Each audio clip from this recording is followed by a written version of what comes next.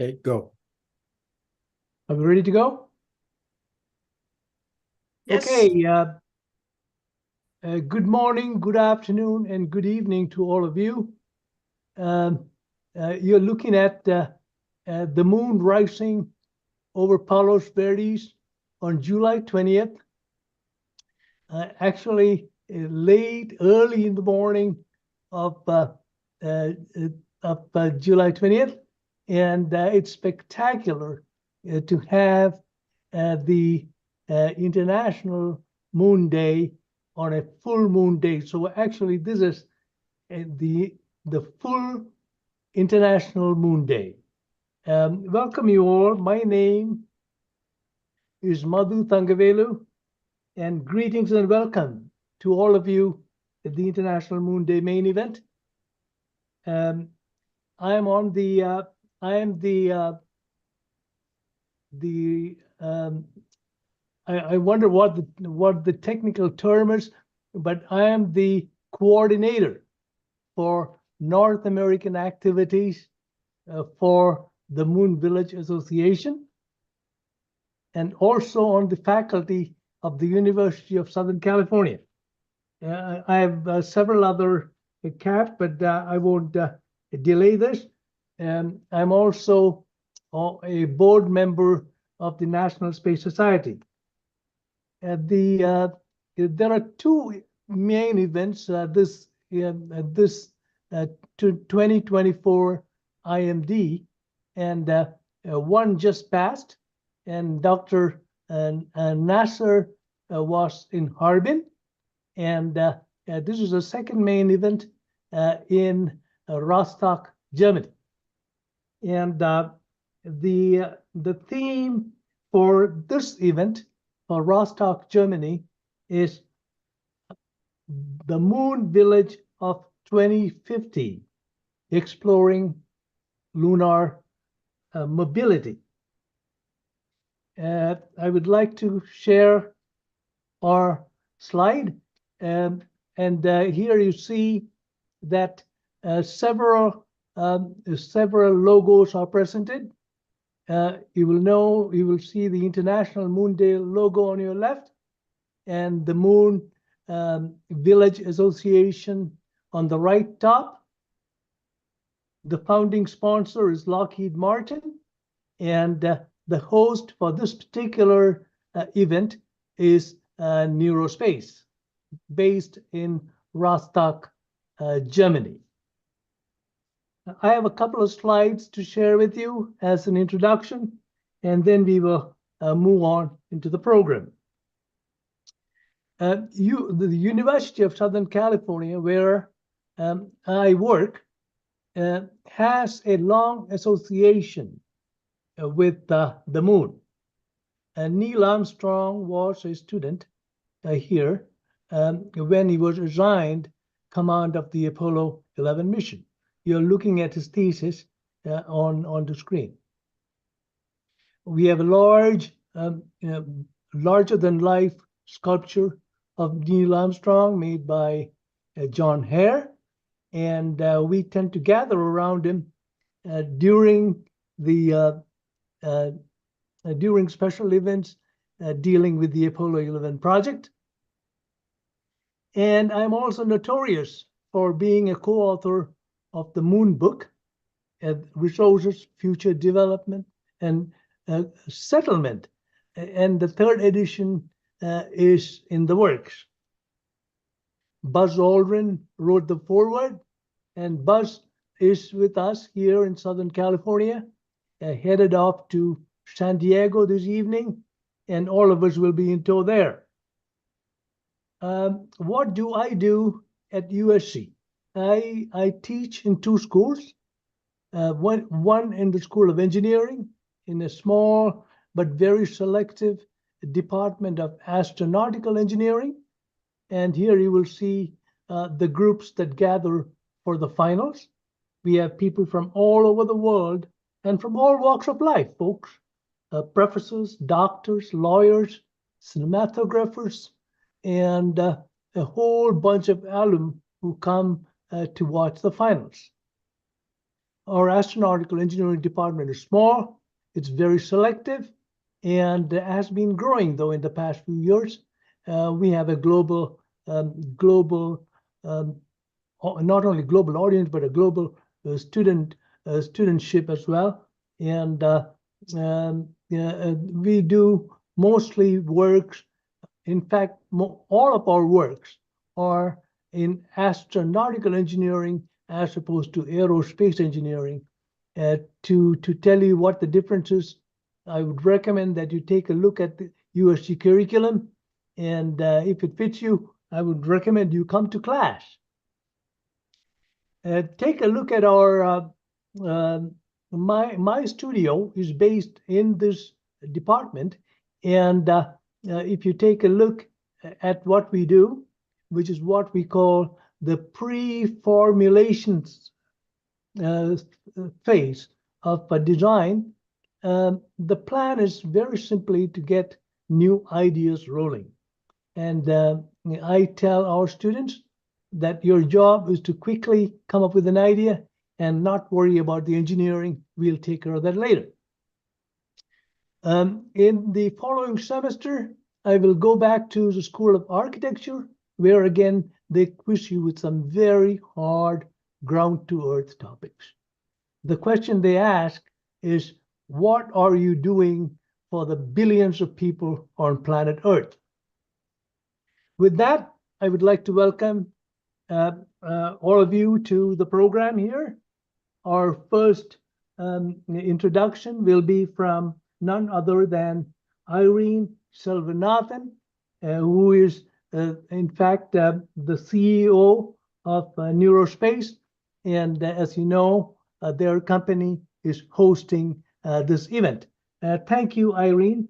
I will give your bio when you have your talk, but please go ahead with the introduction now. Your mic. So I hope you can hear me. And, okay. Yes, thank you. Thank you very much for having us there. I'm Irene. I'm the founder and CEO of Neurospace. And yes, we are here in Berlin. We are based in Berlin, in Germany. We founded 4 years ago with, yes, we have all space background. We worked in new space companies. So most of my teams, we had experience of building CubeSats, of building launch equipment. And so we wanted to go in different direction, like having something new, the next version of space. And we decided to go with space exploration. So we decided to go with the moon. And now we are here. We have developed our rovers, which are named Hiver, from a hive. And our idea is, of course, to explore the moon and to make it as fast as possible. So we are very proud that we came within these few years so far. And now to be one of the main presenter of this event. So thank you very much for having us here. You're very welcome. You will get to do your presentation. I think you are third in the row. Thank you, Irene. We are looking forward to your presentation because, as I mentioned, I looked at our site. It's very exciting indeed and very, very creative. With that, shall we go to our next recording, Gladky? And I think that is from Dr. Giuseppe Rubaldi. He is the president of the Moon Village Association and has worked at the European Space Agency and particularly on the International Space Station at NASA. And he is a graduate of La Sapienza University in Rome. Could you roll his greetings, Gladky?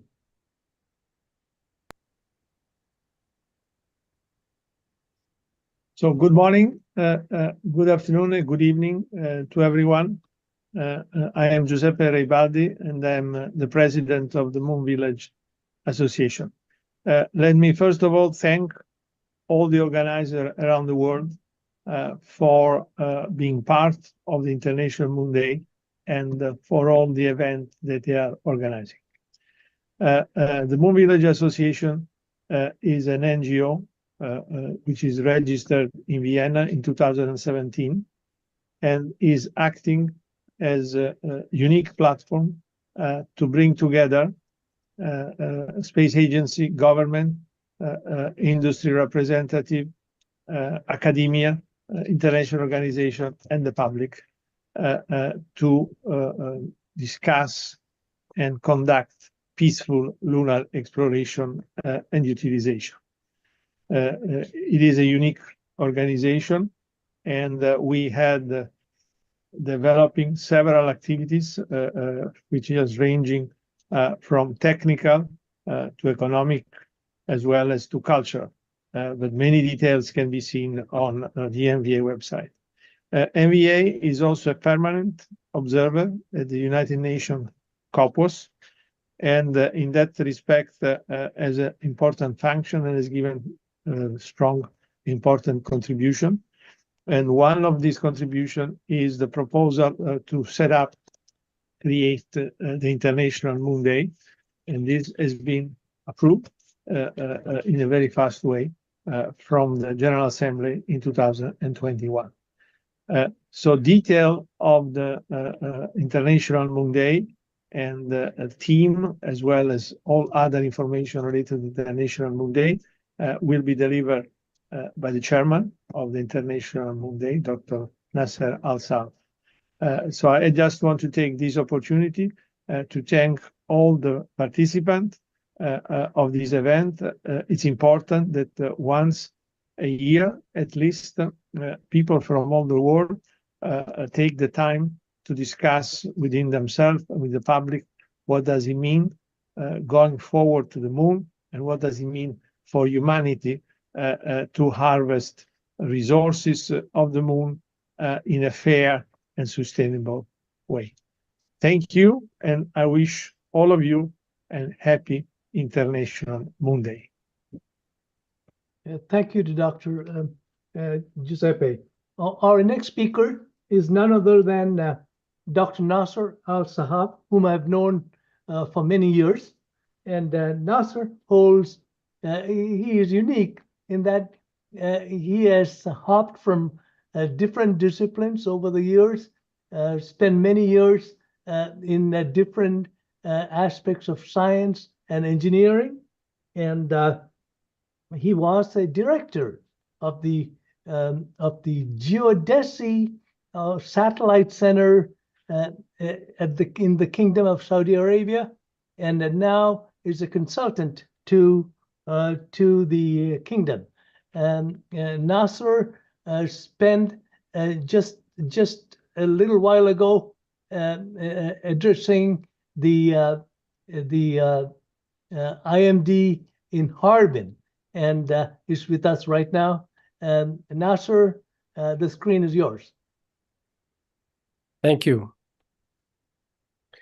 Welcome, everybody, and good evening, good afternoon, and good morning, wherever you may be in this world. And welcome to the third International Moon Day. We look forward to sharing with you a brief history about the International Moon Day, its origins, and its past, brief past, and also our future. So there's an outline here. So if we have the outline, if we can share it, Glafki. So can you share the screen? Yes, thank you. All right, we'll go to the next slide. Okay. We'll start with we have several slides here. I think about 15 or 13 slides. So we'll go in directly to the goals of the IMD celebration. The goals are basically, I'm sorry, let's start with the origins. Yes, I'm sorry, I missed this one. The origins, the United Nations General Assembly 76th session on December 9th, 2021, declares the International Moon Day to be observed annually every 20th of July. So immediately within the next 6 months, we had to put together a whole team and actually have the first International Moon Day, the inaugural one. But first, the goals for the IMD celebration. Public awareness and promotion is very important because we want the youth especially to be aware of what's going on. And in these years, a lot of things are happening since the discovery of what scientists believe to be water since 2017. And so now we have about 20 nations all trying to reach the moon by 2030. Another goal is sustainability in the moon. Once we get back to the moon this time, hopefully it's going to be in a sustainable manner for exploration and utilization of the moon and its minerals. And of course, what's more important is global cooperation and international stakeholders. Going to the moon once or twice might be a feat that any nation can do, but going there to stay and to thrive there and to build laboratories and to cooperate, that takes a lot of effort, and it takes a lot of coordination and goodwill, most importantly, by different nations. Let's go to the next slide. As I was saying, our inaugural celebration was at the Drake State Community and Technical College in Huntsville, Alabama. And that was very, very well done. And it was our first foray into this. And we had about 23 countries celebrating at the same time with us. Next. Last year, we have the second International Moon Day in the National Science Museum in Gwacheon, Korea.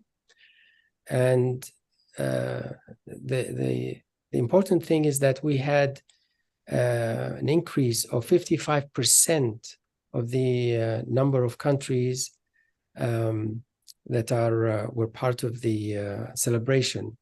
So we went from 23 nations to 41. So that was great, all in a matter of 1 year. And that was very powerful for the kids, for the young students in different schools and different programs. Like I said, in the past main events, we had in 23 and in 22.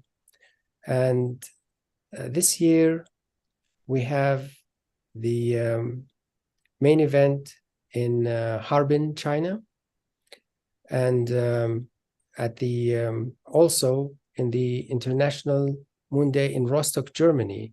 So we have, for the first time, 2 main events coinciding on the same day, just a few hours different. That's why I'm sorry I couldn't be there with you, Madhu, but it would have been it would have had to be faster than the speed of sound. It had to be maybe the speed of light for me to be able to be in both. So maybe next time. We have a different theme every year. So we started in 22 with the Lunar Exploration, Coordination, and Sustainability in Huntsville, Alabama. And then last year, we had it as a beginning, the new lunar journey for humanity. And this year, it's a nod to exploration. So we thought one of the themes should be illuminating the shadows. And you can use that as different exploration, whether you're exploring for water in the South Pole of the moon, or trying to understand where the minerals are and how to get to them. And so it's basically a play on words where you can be exploring everything. like I said, in 23, last year we had 41 participating countries, the year before 23 participating countries. And this year we have the IMD global events calendar or map showing roughly 40 events, probably by now 40 events or in 40 countries. So basically we did not increase this year. However, it's more consolidated. So we are on a good track. And it's more widespread this year too. So we're looking forward for next year to even, you know, I hate to say double that number, but at least an increase from that number. This year, what's important also is that we have the telerobotics experience where you are right now in Rostock, Germany, is one of them, Neurospace. And I believe this is one of the activities that is extremely popular with the students, where they actually can maneuver a rover halfway around the world, or in some cases all around the world. And so I think this will, every year I've seen this starting from just 2 countries. Now I think up to 15 countries are joining. Last year we had several countries also. So this is obviously something that will stay with us every year as it's becoming very popular, and it's a hands-on experience. Well, I would invite you to look at our IMD 2024 annual report. It's coming this September, and you'll find it on our website, www.internationalmoonday.org. So please bear with us and follow us. And finally, thank you so much for giving us this opportunity to explain about the International Moon Day. And let's hope that this is an invitation for you for next year. If you have not joined us this year, to join us next year. And if you have joined us this year, please do it again in your areas. That'll be great. So the more, the merrier, and God bless. Thank you. Thank you, Nasser. It's wonderful to see the growth of the of IMD over the last few years under your leadership. And you are probably one of the most understated chairpersons I know, but it's always been a delight to have you, to discuss with you, and keep in touch with you, Nasser. Thank you. So now we are off to our next presenter, who is again Irene Silvanathan, who is the CEO of Neurospace. And Irene has a scientific background in the field of gallium nitride electronics through work at the renowned Semiconductor Research Institute, Ferdinand Braun Institute, and Leibniz Institute. I know that one. And she completed her studies in electrical engineering at the Technical University in Berlin. Please welcome Irene to talk about creative pursuits. Hello, and thank you. Thank you once more. I will then just share a presentation, yes, about what we are currently doing. And so, sorry, I need to enlarge that. Are you able to go full screen, Irene? Yes, I'm about. So, perfect. So now it's going. Okay. So our approach was to create low-cost lunar robotics. This was what we have taken from the CubeSat technology, because CubeSat is actually those which has created new space with this approach, with standardization, low-cost technology. And so our idea was that this can be adapted also for space resources, for space exploration, for rovers. And so this is the idea. But and so yes, of course, I want to introduce my team as well. And this is like I have a great team with very huge experience from very diverse backgrounds, and they made this all happen, and I want to thank them a lot. So of course, the core team is my tech team, and then we have a lot of people from business also. So what we were actually thinking about was where does space go to? What is the idea of space exploration? But therefore we had to look at the history and figured out that there is this huge difference, because during Apollo mission, we have counted like a number of missions going on within like roughly 40 years, but it was very political. During the Cold War, a lot of money was spent and a lot of risk was taken.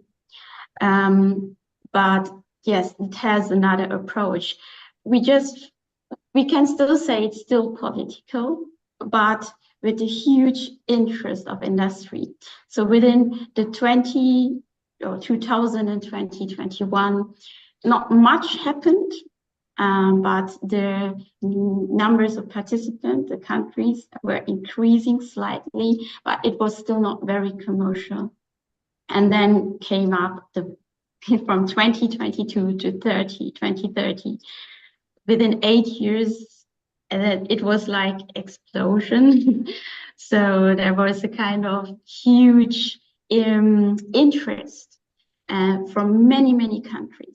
And this is because from what was going on from the 20s on, from the 2000 on.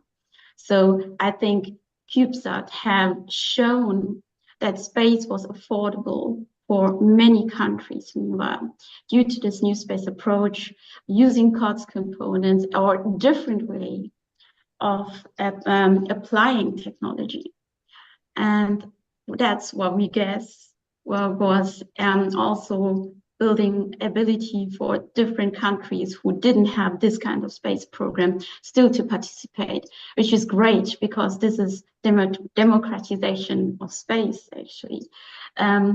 With this impact, we saw a very great possibility.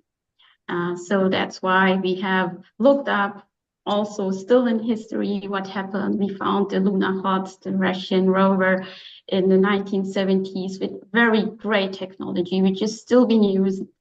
Like, for example, the solar panels, the radiation heat plate, the systems, the sensors, the camera systems, and it worked very well.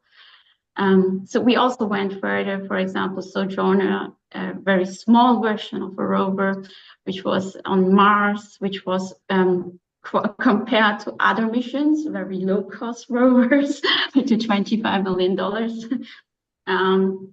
And it still reached a great travel distance. It has this rocker bogie chassis, which has been used up to now. It has the 6 wheels, which we really liked. And then, of course, the Chinese mission with U2. And this was also something that encouraged people and also to do more in this direction. So I don't want to talk too much about the technology. I just want to say that this was the idea which we also took.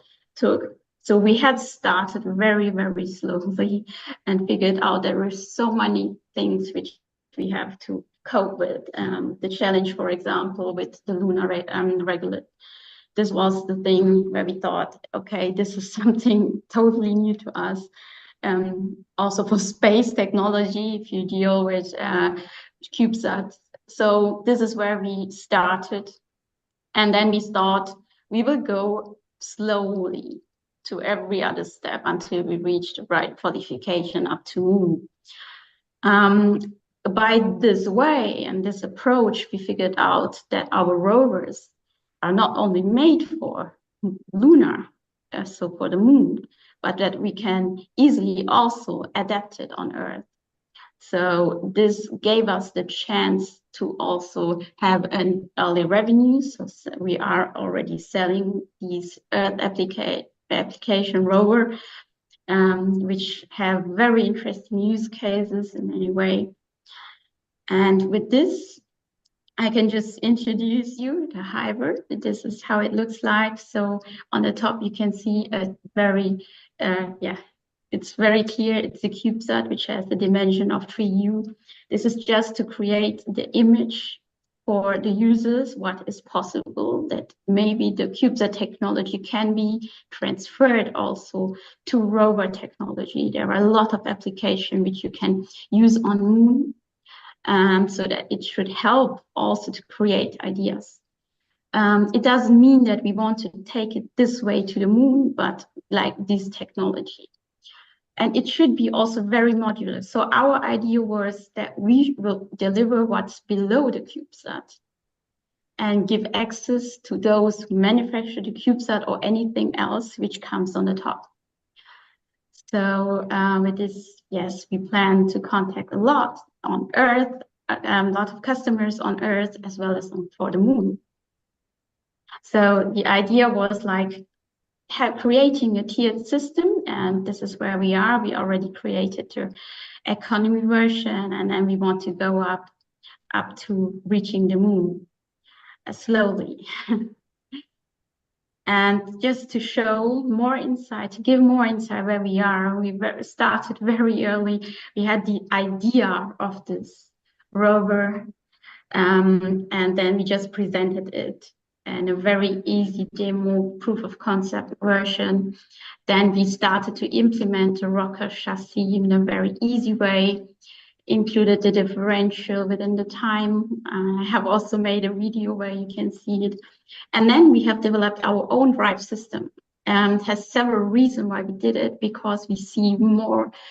We wanted to not only design something new because, yes, just because we can. We just have several reasons where we think that this might make more sense. One of it is, of course, using it on Earth.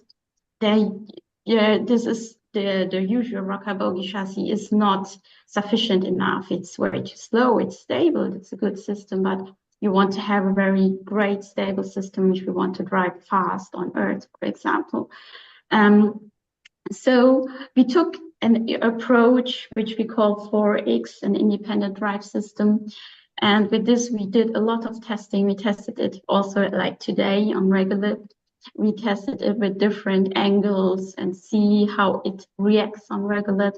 And by that, we tried to make the whole mechanical drive system way more easier, which was extremely important. So that we don't have to get too much issues with the mechanics.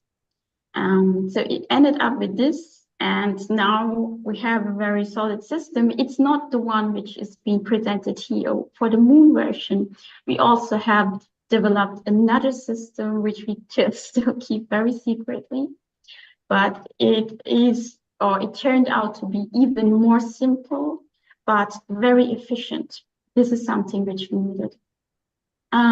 So yes, we did a lot of testing for all the mechanical parts. By the way, we also developed a tiny little robotic arm, but then we wanted to test it in space. So this is what's coming up. We have two missions. One is with the exploration company. They built, these capsules and want to have it for manned mission. And with them, with their maiden flight, our 12U little box joins their mission from our side, where we test our drive system with the SpaceX rocket. We let the mechanical parts move and drive in 0G. But our first test is already while the rocket gets launched. So we want to see how it survives, all the deployment systems, which holds the mechanism, how they act. And then we want to see how it reacts in 0G, if everything works fine. And then finally we get to fix them once more, and then it gets, the capsule will land back on Earth. And then we can see the impact of the harsh landing while it crashes on the ocean. And then we can, hopefully, if everything goes well, try to find out how it works, if everything has survived, or what happens in these terms, these impacts. So this is what we do. And of course, the next upcoming mission is, and we are very proud of this, is with the NASA Artemis 2, where we are going to test the electronical parts. So where we're going through the radiation belt and see how the impact of radiation is, has an impact on our system. And there we are going to test only the electronical components, the most important parts, and so on. It's a great mission because it's a high altitude orbit. We also test, for example, a fueling system. And yeah, we're very excited about this and being part of this. We have great partners here who are supporting us. And so this will be the Artemis 2.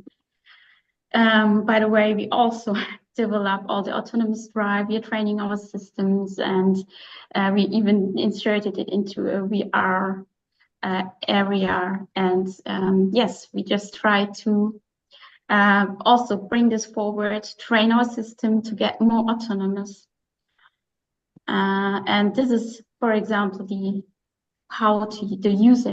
usage of our technology, for example, on Earth, in terms of a disaster.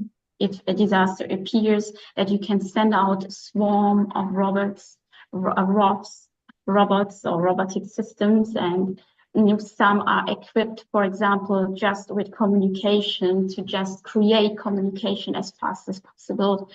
The other one is with, as for search and rescue, to help the search and rescue teams to plan their mission, to find out what's going on before they bring themselves into danger.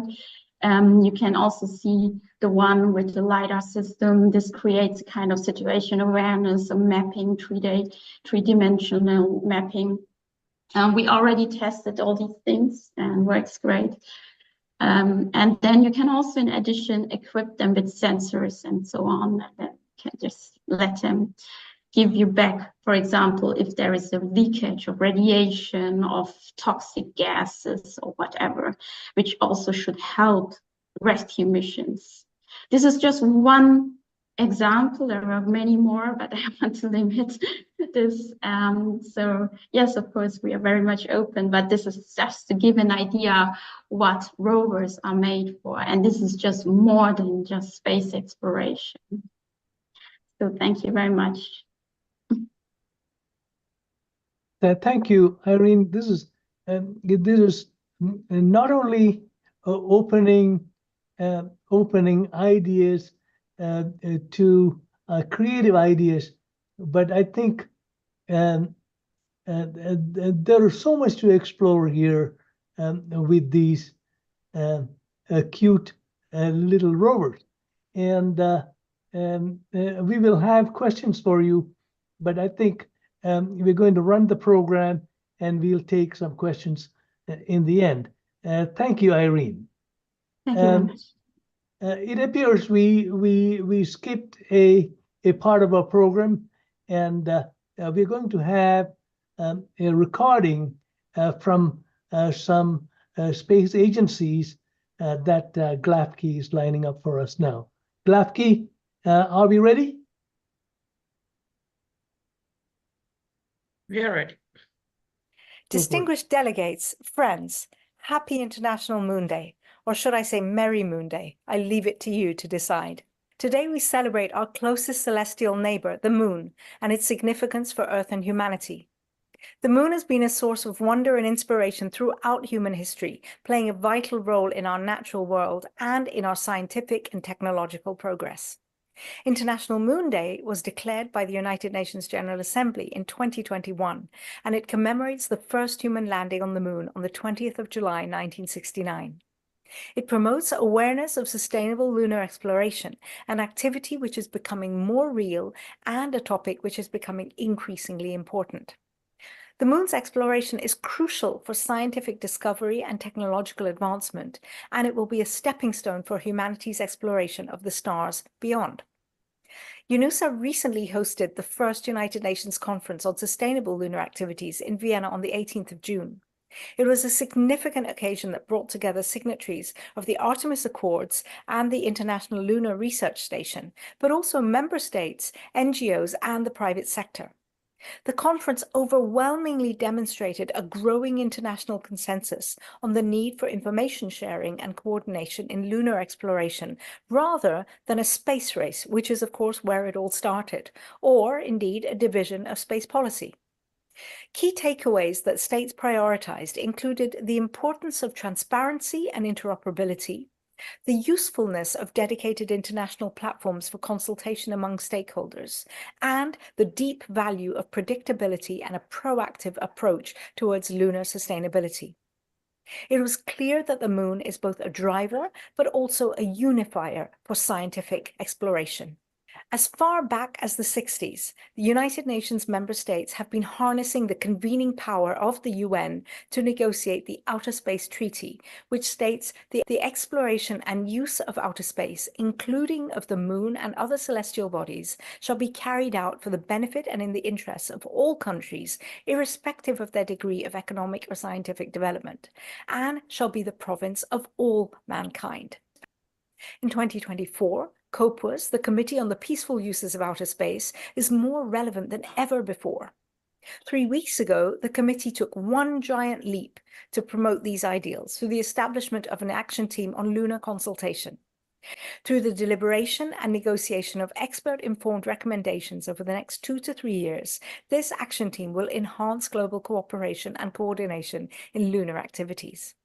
Furthermore, the committee's working group on space resources continues to work on the definition of space resources, and it seems that consensus may be forming around water, ice, and mineral resources, all of which are necessary for deep space exploration and human settlements. It's an exciting time and very real. This is no longer science fiction. On this special day, we also have to celebrate the many achievements of lunar exploration, and I do want to congratulate China on the successful return of its Chang'e 6 mission, which brought back the first ever samples from the far side of the moon. I hope you have a wonderful 3rd International Moon Day Conference in Harbin. From ancient myths to modern science, the moon has always been a source of wonder, and I have no doubt that the work you will do will continue to be a source of wonder in years to come. It is the one thing that each and every one of us on this planet looks up to at night. The moon connects us. I wish you all the best, and I thank you. Thank you. The moon definitely connects us. We are ready for the State Department talk.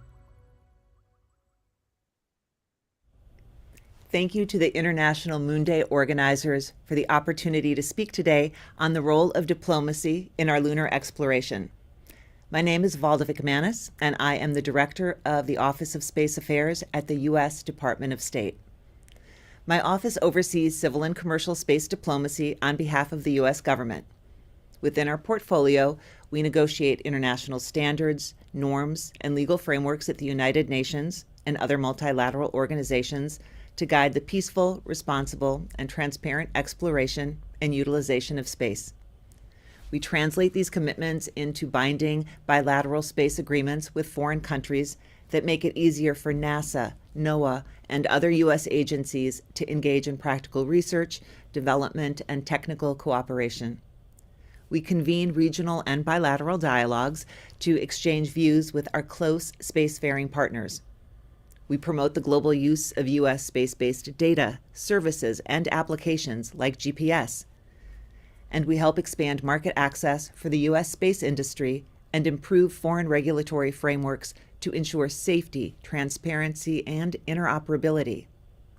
And we create new communities of interest on emerging space issues like the Artemis Accords. Today, I'd like to highlight some of my office's work that's directly relevant to the International Moon Day.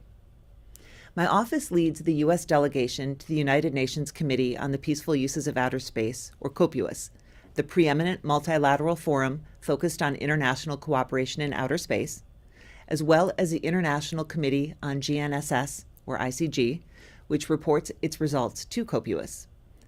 The agenda at COPUOS tackles issues on space resources, the long-term sustainability of space, and connecting space activities with sustainable development. COPUOS continues to demonstrate its value as a forum for helping translate our shared values, like those codified in the 1967 Outer Space Treaty, into best practices for modern space activities, as demonstrated by two recent examples. First, the U.S. delegation was pleased to see the consensus adoption of a mandate and terms of reference for the Action Team on Lunar Activities Coordination, or ATLAC, at the COPUOS plenary last month. The Action Team will develop recommendations to improve consultations on lunar activities and will consider options for establishing future international mechanisms. ATLAC's goal of enhancing communications about lunar activities is something the United States wholeheartedly supports. Second, within the International Committee on Global Navigation and Satellite Systems, the United States encourages discussion on coordination related to the use of lunar positioning, navigation, and timing, and just recently held a session devoted to this subject. While these discussions are in the early stages, it's clear that multilateral diplomacy is critical to addressing and resolving compatibility and interoperability issues. As we seek to address the challenges of lunar exploration, we should look to multilateral organizations like COPUOS, ATLAC, and the ICG as examples of how to build consensus toward practical and effective solutions. As NASA prepares to return to the moon through the Artemis program, the State Department's Office of Space Affairs works closely with NASA to co-lead U.S. engagement and outreach on the Artemis Accords, a set of non-binding principles for future civil exploration and use of outer space. These principles will guide the United States and other signatories as we return to the moon and venture beyond. To date, 43 countries have signed the Artemis Accords, including major spacefaring nations, as well as countries with emerging space programs. A commitment to the Artemis Accords is a commitment to a safe, sustainable, and peaceful space environment, and an invitation to join the discussion on how to best implement the Accords principles. And finally, I want to highlight an exciting future opportunity.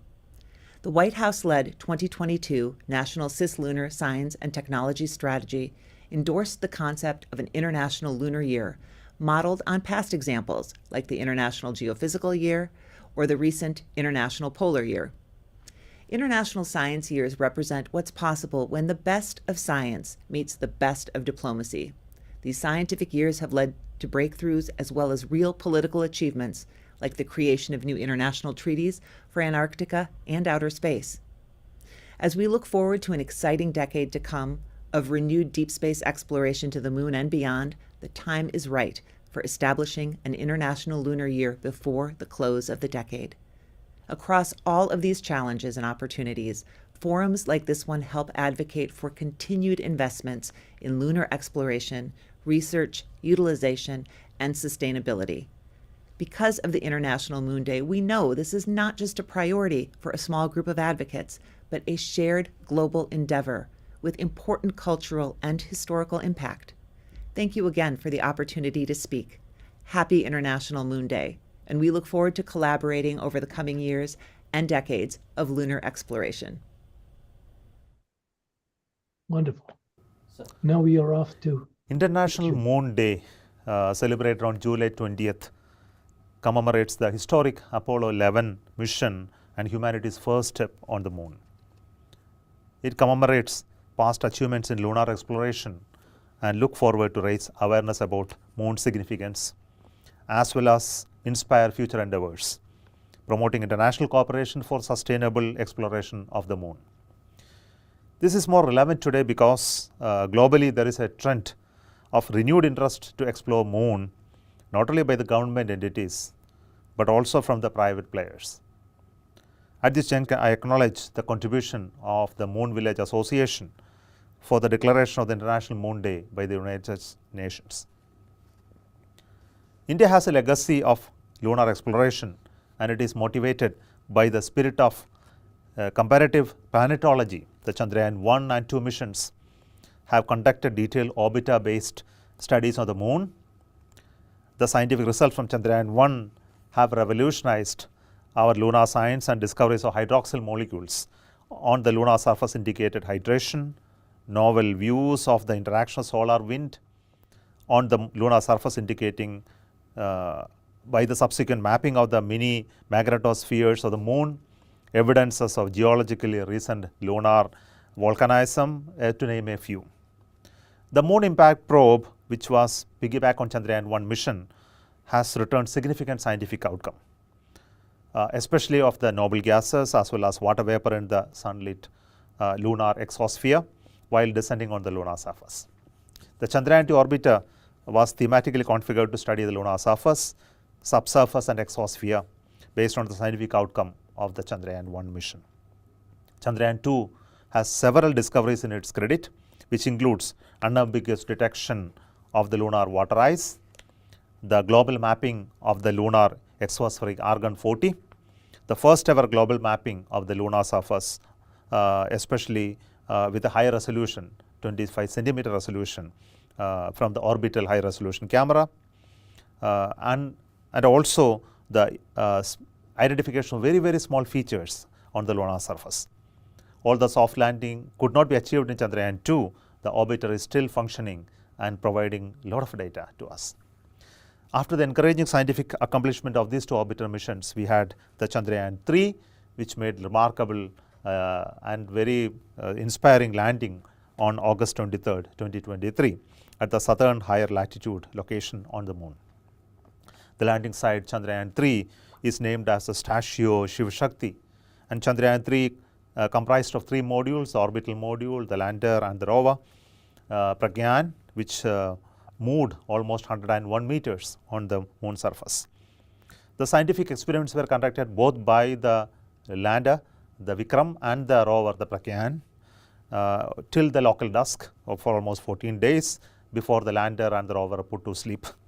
We were also able to successfully do interesting missions like the HOPE experiments, where the orbiter, the lander engines were once again ignited, and we also made an experiments to bring back the orbiter back to an equal Earth orbit. So the mission objectives of Chandrayaan-3 have been fully accomplished. The data analysis by many scientists are in progress, and we are also working for future series of Chandrayaan missions, where the Chandrayaan-4 at this moment is configured to bring back samples from the moon. And we are also working on future roadmap of Chandrayaan series of missions leading to a landing of a human from India on the moon by 2040. In the global endeavors, we collaborate with many other agencies, especially the one with JAXA for a mission to go to moon called the LUPEX mission, which is to explore the volatiles including lunar water in the permanently shadowed region of the moon. ISRO has also shared our data from Chandrayaan-2, especially the camera OHRC camera data has been shared by other agencies for them to look at the best site for their landing.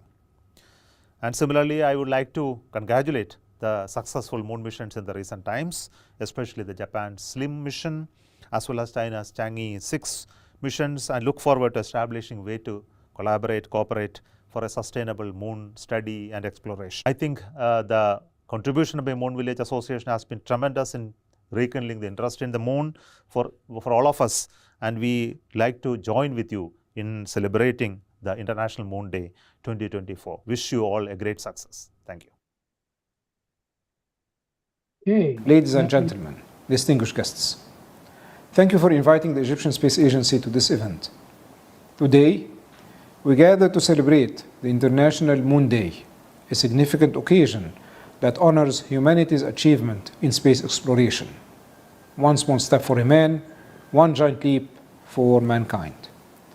As we stand today, looking forward at the moon, let us remember that this celestial body has inspired generations across the globe. The moon, with its quiet presence, serves as a beacon of hope and a symbol of our shared aspirations. The International Moon Day celebrates the historic first manned mission to the moon, when for the first time in human history, Neil Armstrong set foot on the moon.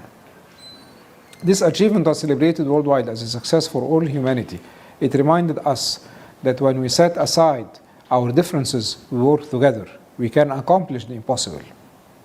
The moon landing was not just a scientific milestone, but a powerful message to ourselves that science and technology has no borders. It is a demonstration that we can believe in ourselves and can contribute to the global arena of innovation and discovery. It encourages us to dream bigger and to reach for the stars together. Space exploration has led to numerous technological advancements that have fostered various aspects of our daily lives, from satellite communications and weather forecasting to medical technologies and environmental monitoring.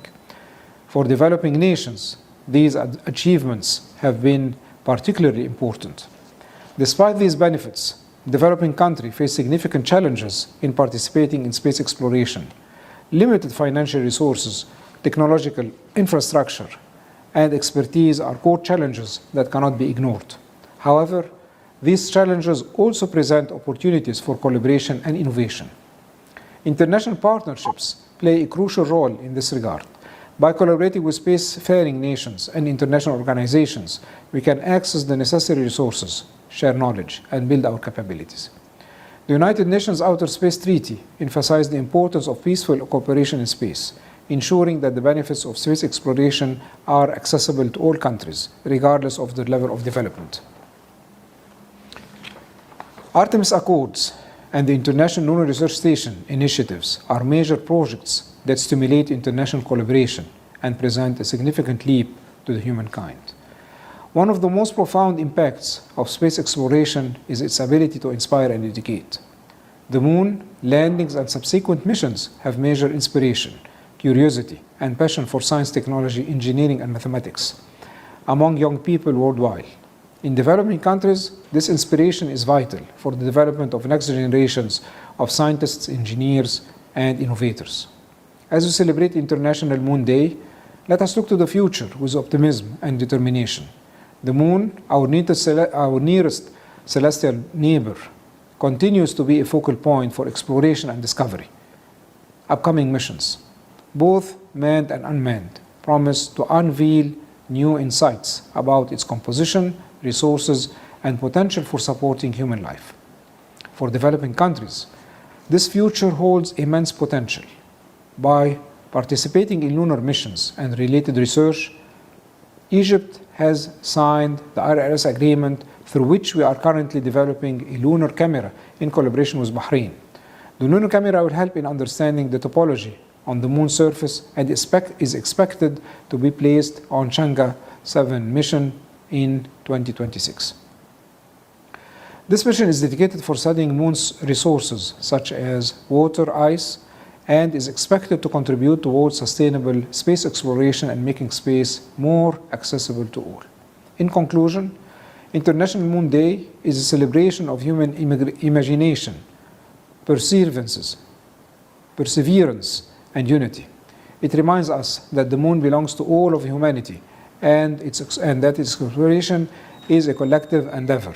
For developing countries, it's a call to action, a call to embrace the spirit of exploration, to overcome challenges through collaboration, and to invest in education and innovation.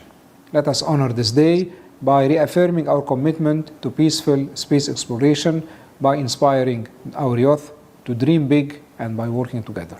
Thank you, and I wish you all a wonderful event.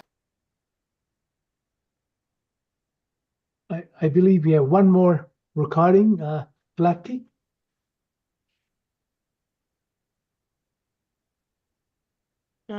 Yeah, 1 second.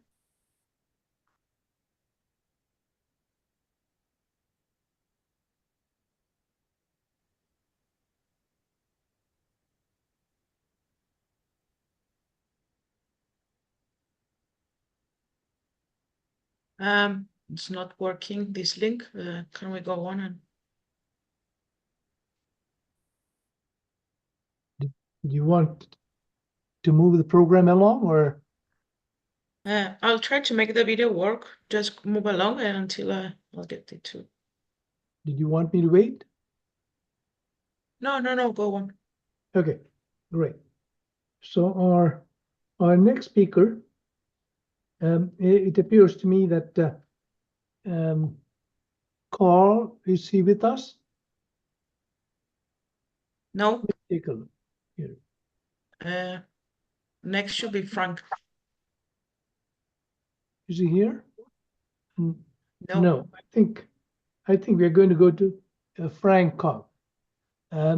Frank, we'll go with you, and then if Carl turns up, we will have him follow you. Okay. Frank, let me share a one-sentence introduction for you.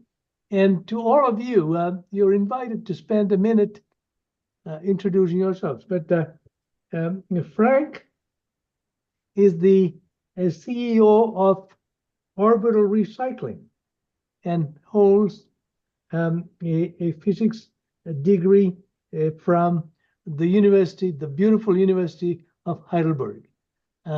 Frank, please go ahead. Well, thank you so much for the introduction.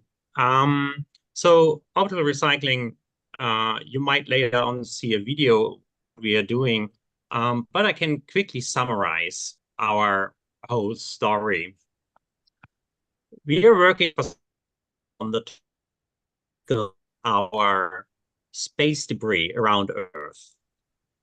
This comes from my background. I studied physics in Heidelberg, as mentioned, which is indeed a very lovely city. And with this background, also from technology and from sustainability areas I worked in the past as well, we brought the topic of a circular economy to space.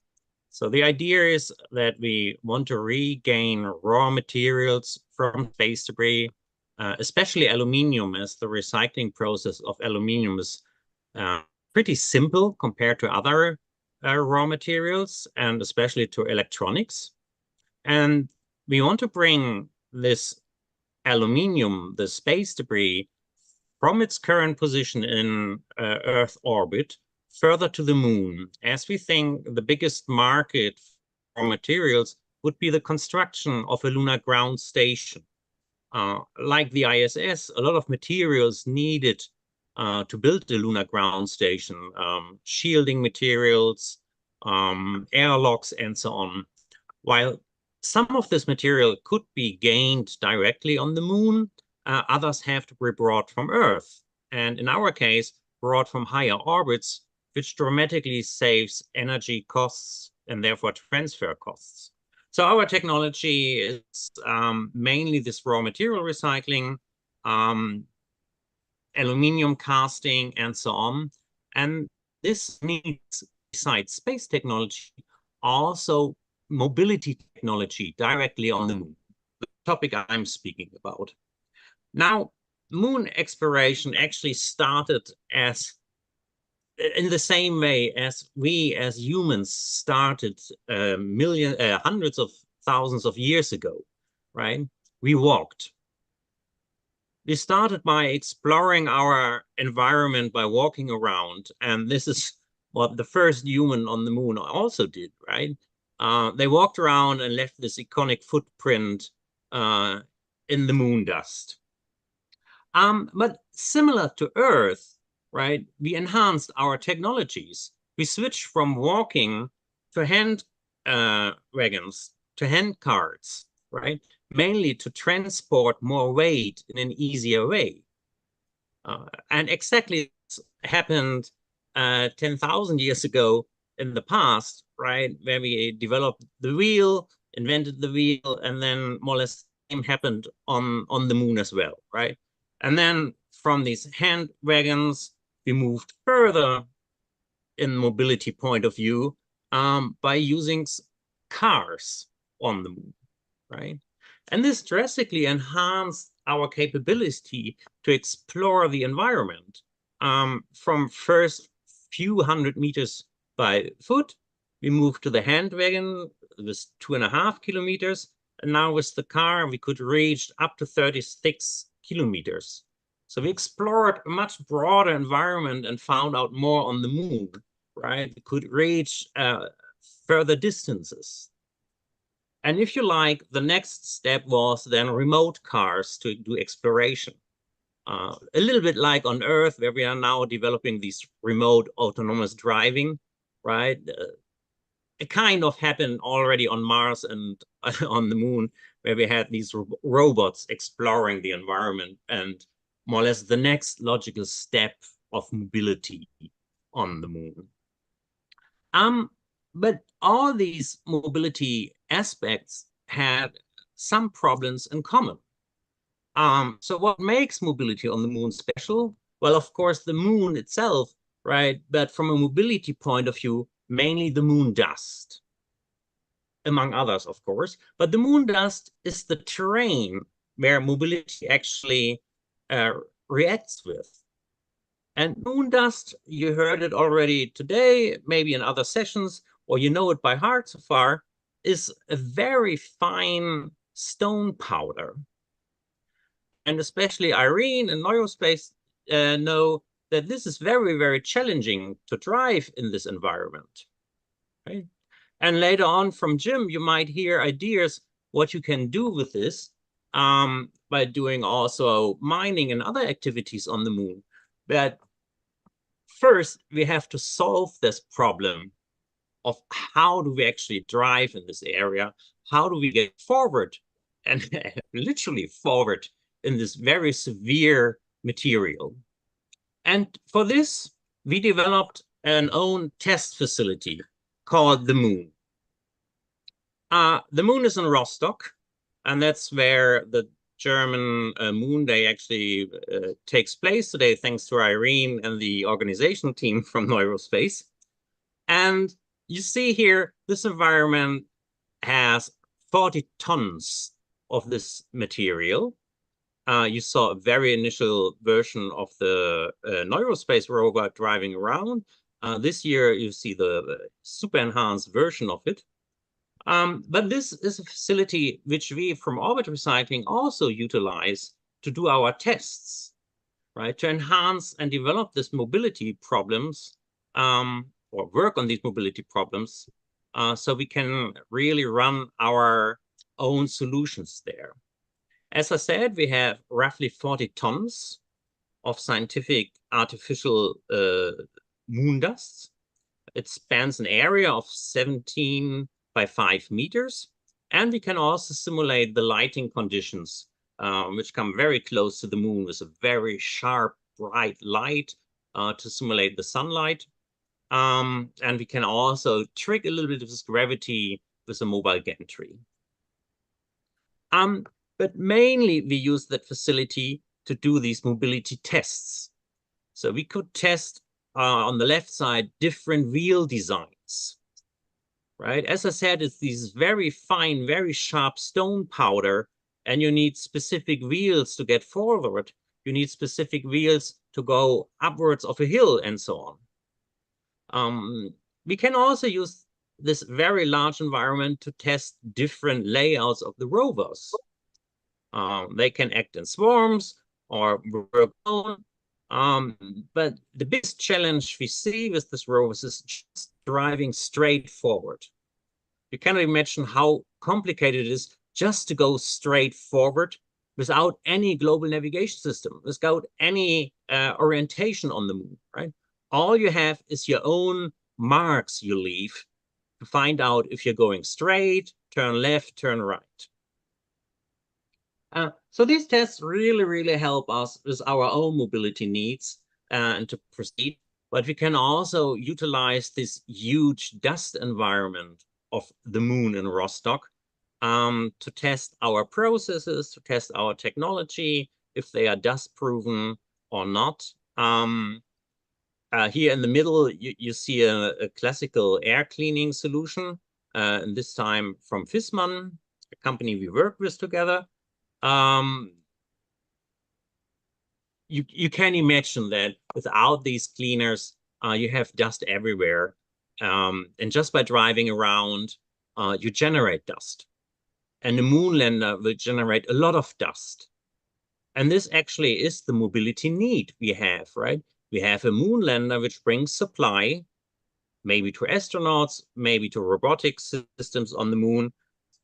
And then the moon lander would generate such a huge amount of dust that it cannot land very closely. So for this, we have to transport this material for a while or for a longer distance on the moon. And this needs to be tested up front and needs to be developed by companies like Neurospace like Off-World, like others. We just utilize these kind of solutions. To summarize this very short session on a topic which spans or fills full books, right? And there was just recently released a new report from NASA about mobility needs they have and they see. You can imagine just by looking around how many different mobility solutions we use on Earth for ourselves, right? From bicycles to e-scooters to cars to trucks. And you can imagine that people on the moon will have similar problems, right? They need to bring cargo from one place to the others. They need to transport astronauts from one place to the others, and ideally both from time to time, right? Just bringing astronauts is not very helpful if you can't bring their luggage with them.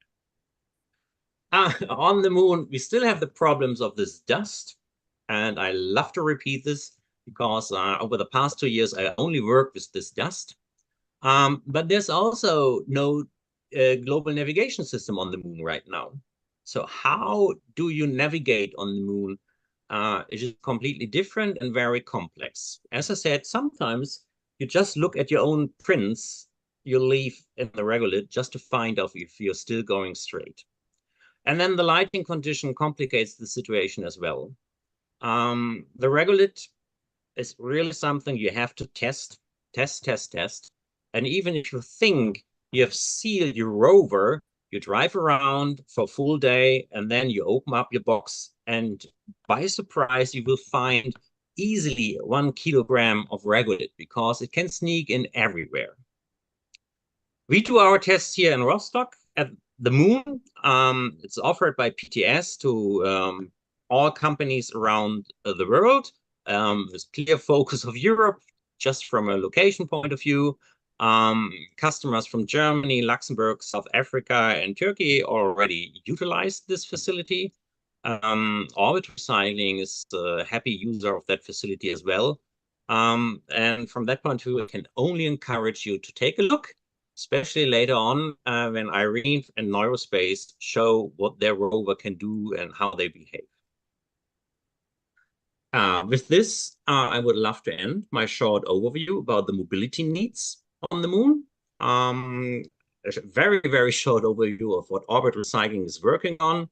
The topic of space debris recycling is really exciting from that point of view. If you have questions, feel free to send me an email, ask questions in the chat whenever you like. It's a topic of its own, but not for today. Thank you so much for your attention. Thank you, Frank. Very interesting.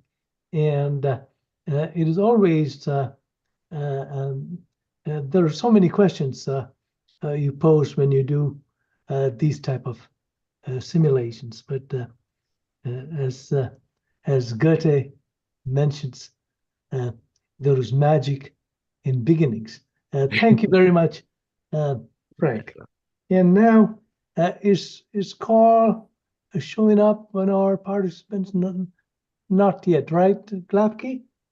And I know that Professor Heinz Hubers is not with us either. Irene, do you know? I get the impression you know Frank, and from the demonstration videos I see, you've operated on the moon, the moon simulator. Now, Glafke, shall I go to our next presenter, or would you have you figured out how to run the recording? Let's play the video. Okay, let's do it. Hello, everyone. I'm Shuai, Vice President of Harbin Institute of Technology, China. It's a great honor to join you all in celebrating this significant occasion, the third International Moon Day. We have just concluded a very successful International Moon Day main event here in Harbin. First and foremost, on behalf of Harbin Institute of Technology, one of the organizing bodies, I extend my heartfelt gratitude to the Moon Village Association.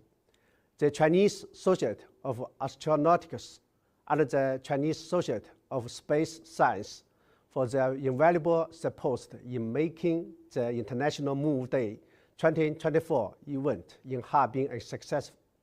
In 2022, the United Nations declared July 20 as the International Moon Day, commemorating the anniversary of the first landing by humans on the moon, and the day is also intended to raise public awareness of sustainable moon exploration and utilization for the betterment of all humankind.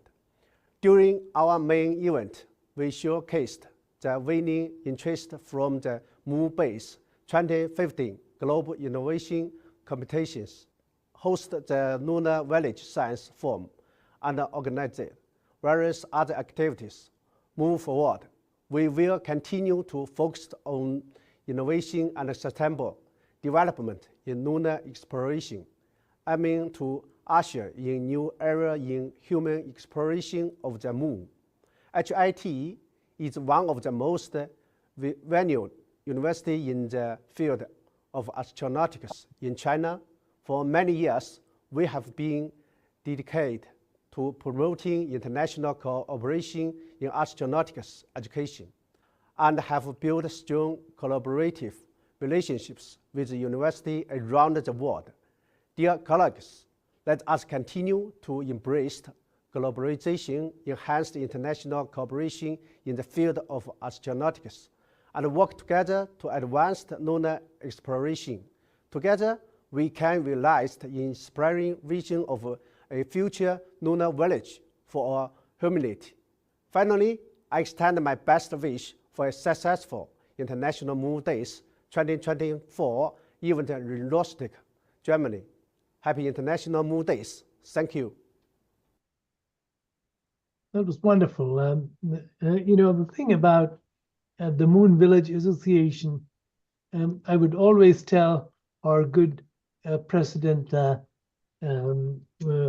Giuseppe that we are able to bring the whole world together, Nasser.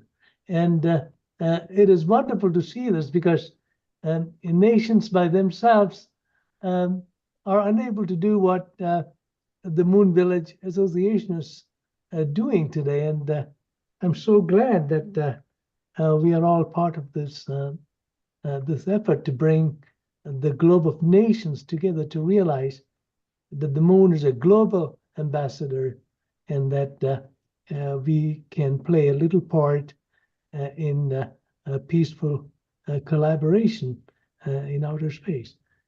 Thank you for that recording.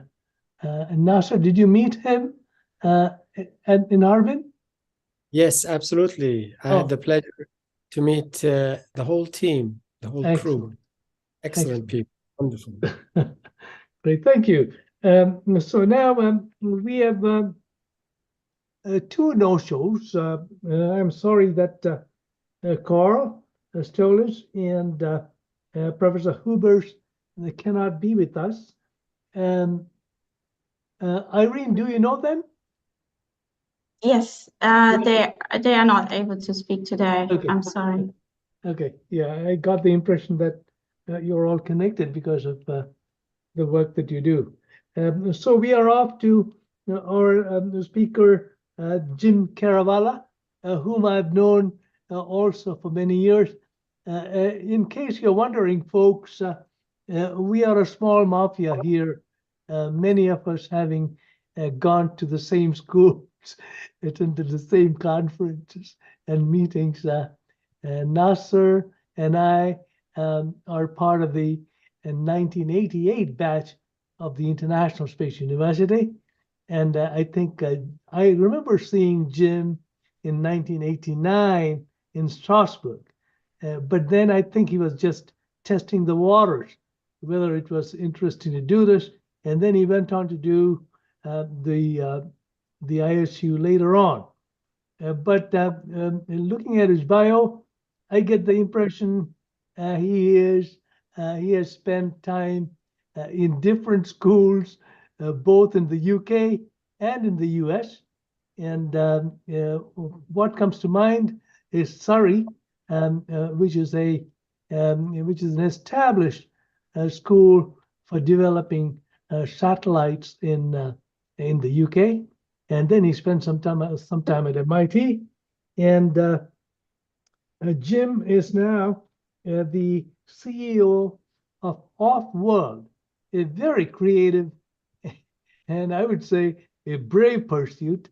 He is a few light years ahead of the competition because he has been at it from the idea of for-profit motives and doing very well. And he has got himself into the mining industry. And I hope to hear more from you, Jim. Go ahead and do what you will for us. Thanks, Madhu. Thanks, everyone. Good to see everyone. And I really enjoyed the presentations so far. And hope everyone's having a great International Moon Day today. And thank you, NASA, also for your leadership for this great annual event. So if I was to share my screen here, hopefully you can see that well enough. Yes, we can. Very good. So let me then spend a few minutes just going over what the present offers, what the future holds, and where our destiny takes us. So one thing is very clear. We are a generation that is facing the potential existential responsibility of humanity.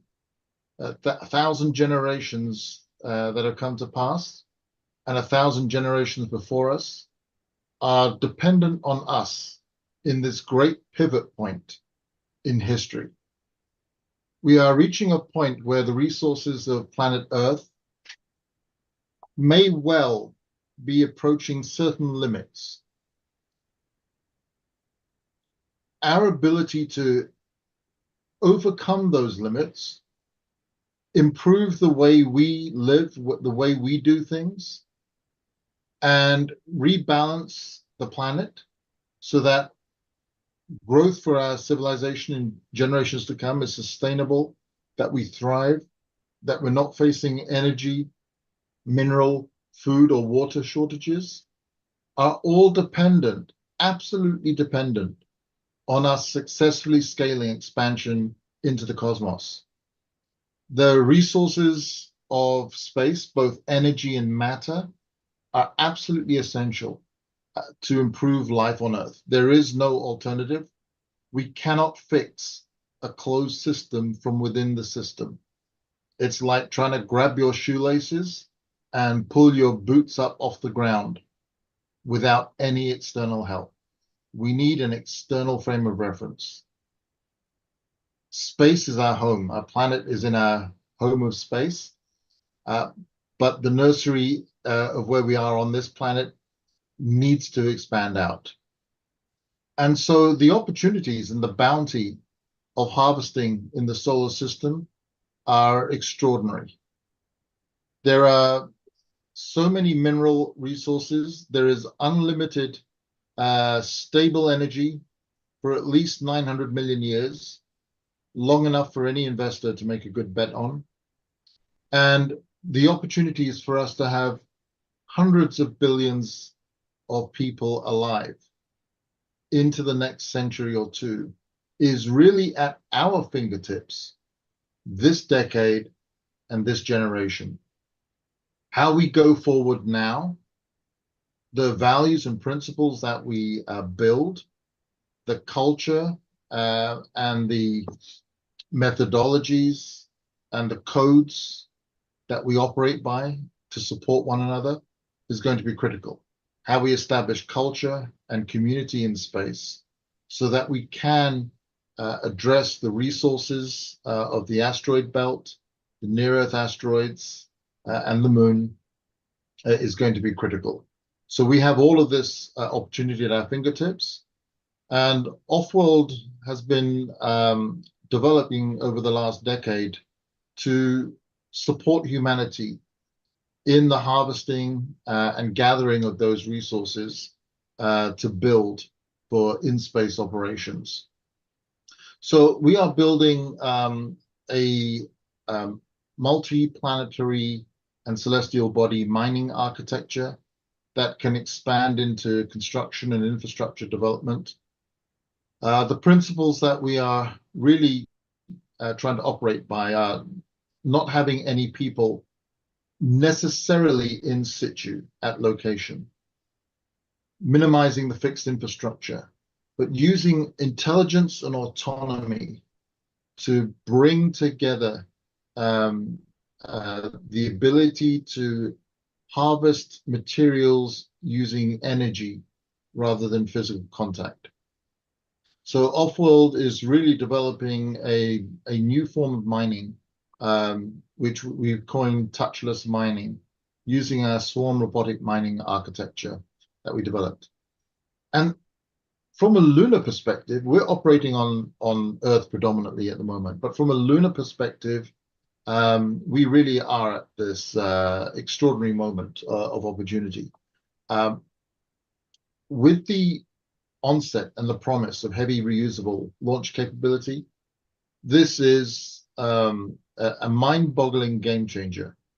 Everything we assume, all of the business models that we've kind of, especially us older folks, Madhu and others, we've grown up with a certain mindset and culture of how things are to be done and how things have been done in the last century and the first decade or two of this.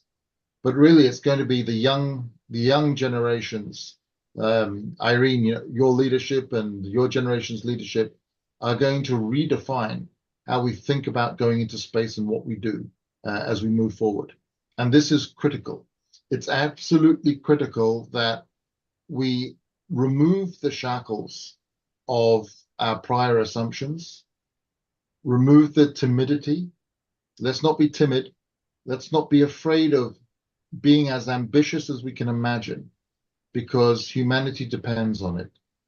We need to mobilize tens to hundreds of trillions of dollars of cislunar and inner space economy before the end of this century if we're to have a chance to continue the growth curve, the economic development, and the sharing of hope, prosperity, and opportunity for many billions of people on Earth and then beyond. So the responsibility is ours now. I think in celestial business mechanics, the term is called "go for it." Let's just go for it, because there is no alternative. And what is enabled by such a capability? Well, what's enabled is that we can then build large space infrastructures off Earth. We can learn how to really manipulate, manage, and harvest minerals, how to process into manufactured goods and systems that are essential. And what is really critical is our ability to build energy generating systems outside of Earth's ecosphere and beam back that energy safely to Earth. And the first footsteps of all of this is building machines that can allow us to do this, and intelligence that allows us to operate. So Offworld has pioneered the swarm robotic architectures. We have a number of patents and developments and IP around this for many years. And the critical opportunity to have machines built on a modular platform that can operate in these architectures is really the game changer that allows us to move forward as we build. We've deployed several species already terrestrially in terrestrial mines. This is one of our surveyors in a surface copper mine in an open pit. I particularly like this footage because it's kind of lunar landscape already. And personnel are not permitted to walk on this kind of environment post-blast. So in some ways, here we have a safety constraint, but on the lunar surface, we'll have an operational and economic constraint of how much we want astronauts and crew to really be simply operating machinery directly. And when we take this kind of architecture and capability, the beauty of these approaches is that the systems development from a software and digital platform and intelligence layer consideration is very, very similar to what we're going to be operating in space and on the lunar surface. The hardware lessons and the systems lessons are then invaluable. And so when we have this multi-capability first species on the way, we can then undertake an extension of our autonomy capabilities into not only the mobility and sensing and operations, but then into the direct manipulation of rock. And so by being able to establish mastery over ore and mineralogy using selective mining, closed loop sensing, 100% autonomous rock face operations, this ushers in a brand new era of what we can do in swarm robotic mining and architecture. And here you see a third generation excavator in live platinum mines. But really where we want to go, I mentioned this, the principle of touchless mining. Both on the lunar surface and on Earth, touchless mining involves the embedding of energy directly into the rock face to weaken the grain boundary bonds, turning hard rock into soft rock, and really allowing us to then start mobilizing forward, reducing the cost of mining here on Earth by 2 orders of magnitude, and setting ourselves up for operations on the moon. We've already started the development of our Prospector class lunar swarm robotic mining vehicles. This is part of a 3-ton, 3,000 kilogram articulated robotic system in 2 portions. This is basically a multimodal laboratory for ongoing operations on the lunar surface. Our planned launch for the first is 2028, and then a series of several dozen after, beginning in 2030, built on our production lines of identical to our terrestrial robots. And that will enable us to start establishing exploratory and then pilot operations on the lunar surface, testing out different species of robots on our modular platform to embed in then permanently shadowed regions for cryogenic-based operations. And it's particularly critical to undertake extensive operations on Earth to fully test out what we're doing and why we're doing it, so that we understand and reduce the risks to the greatest extent possible of what we then need to do on the lunar surface and how we expand and scale operations there. We've been, over the last year and a half, we've been working with Off-World Europe in Luxembourg, has been developing microwave beam applications of our lunar ice water processing module. So we've been developing a microwave architecture to extract water ice from regolith, and making excellent progress on that as we then move into phase 2. And that's where we'll bring together all of these technologies for our first 2028 launch to the lunar surface, and with the rest of our colleagues in the community, spearhead humanity's recovery, expansion, and growth into the solar system. Thank you. Excellent.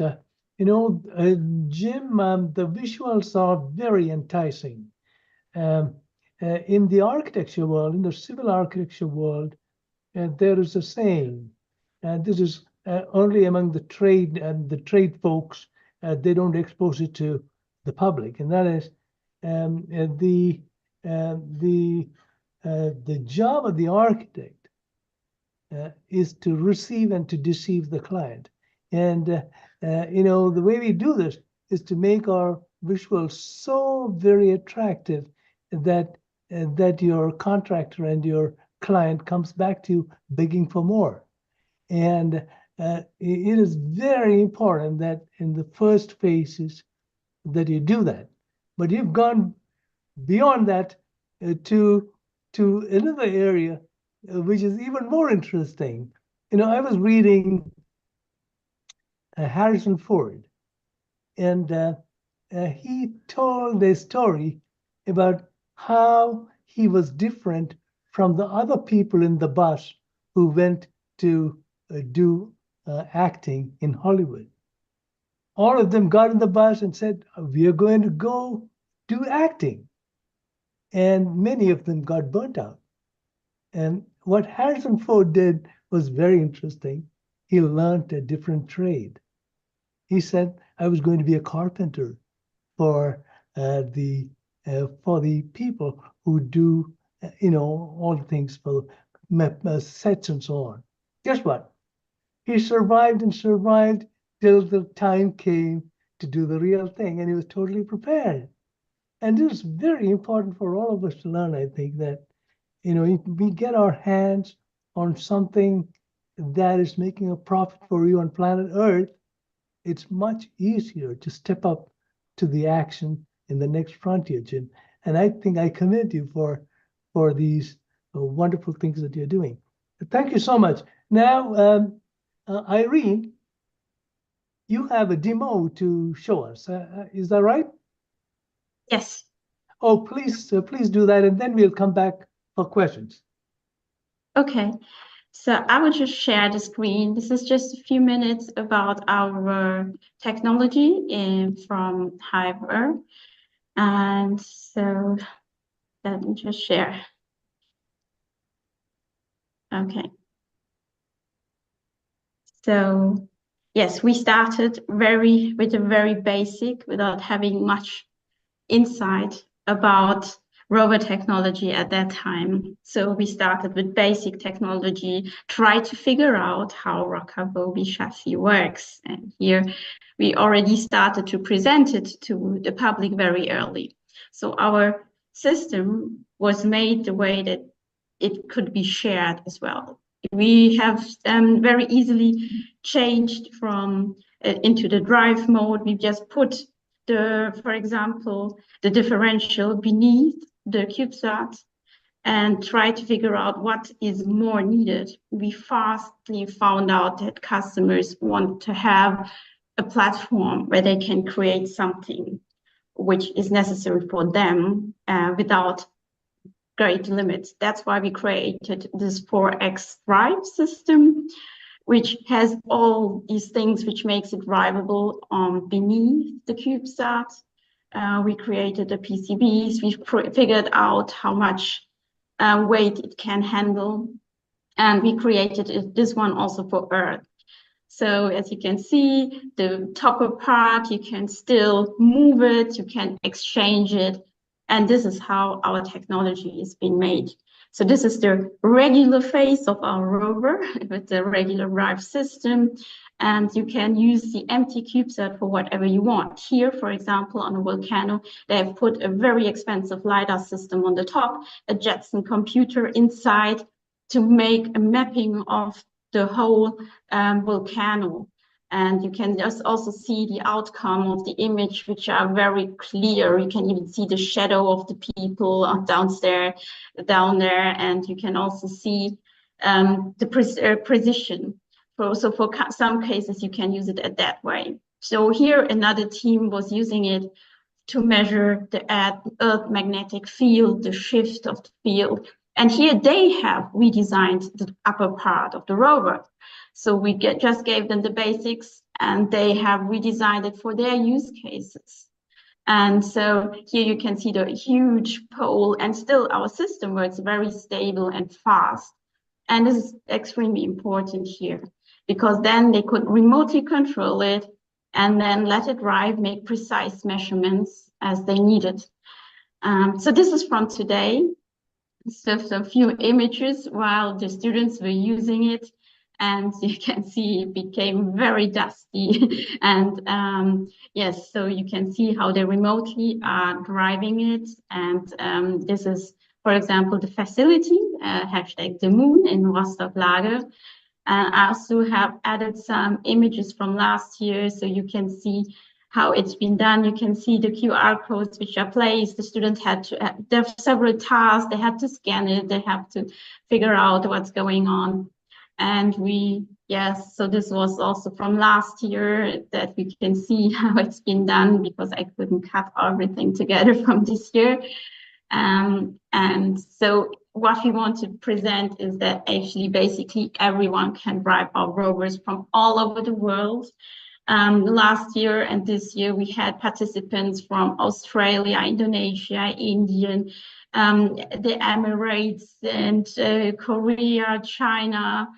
And it just stopped like America, Brazil, Mexico, Canada, and US, of course. So it went just around the world, and basically everyone was allowed to log into our rover and remotely control them. And yes, to make it possible, we had this great team. And so, yeah, that's basically all. It's, as said, a short video. And I hope well, I thought I saw Frank in the last bit over there. Yes. And you know, this was a question, folks. We're going to spend a little time in discussion about about IMD, about what we saw today, and I'm sure some of you are itching to ask some questions. I do on my part, so maybe I'll give it a quick start here. And the question was for Frank and for Irene. You know, there are many facilities in the U.S. as well now. I think I'm sure in China too, and in Korea. We call them dirty vacuum chambers.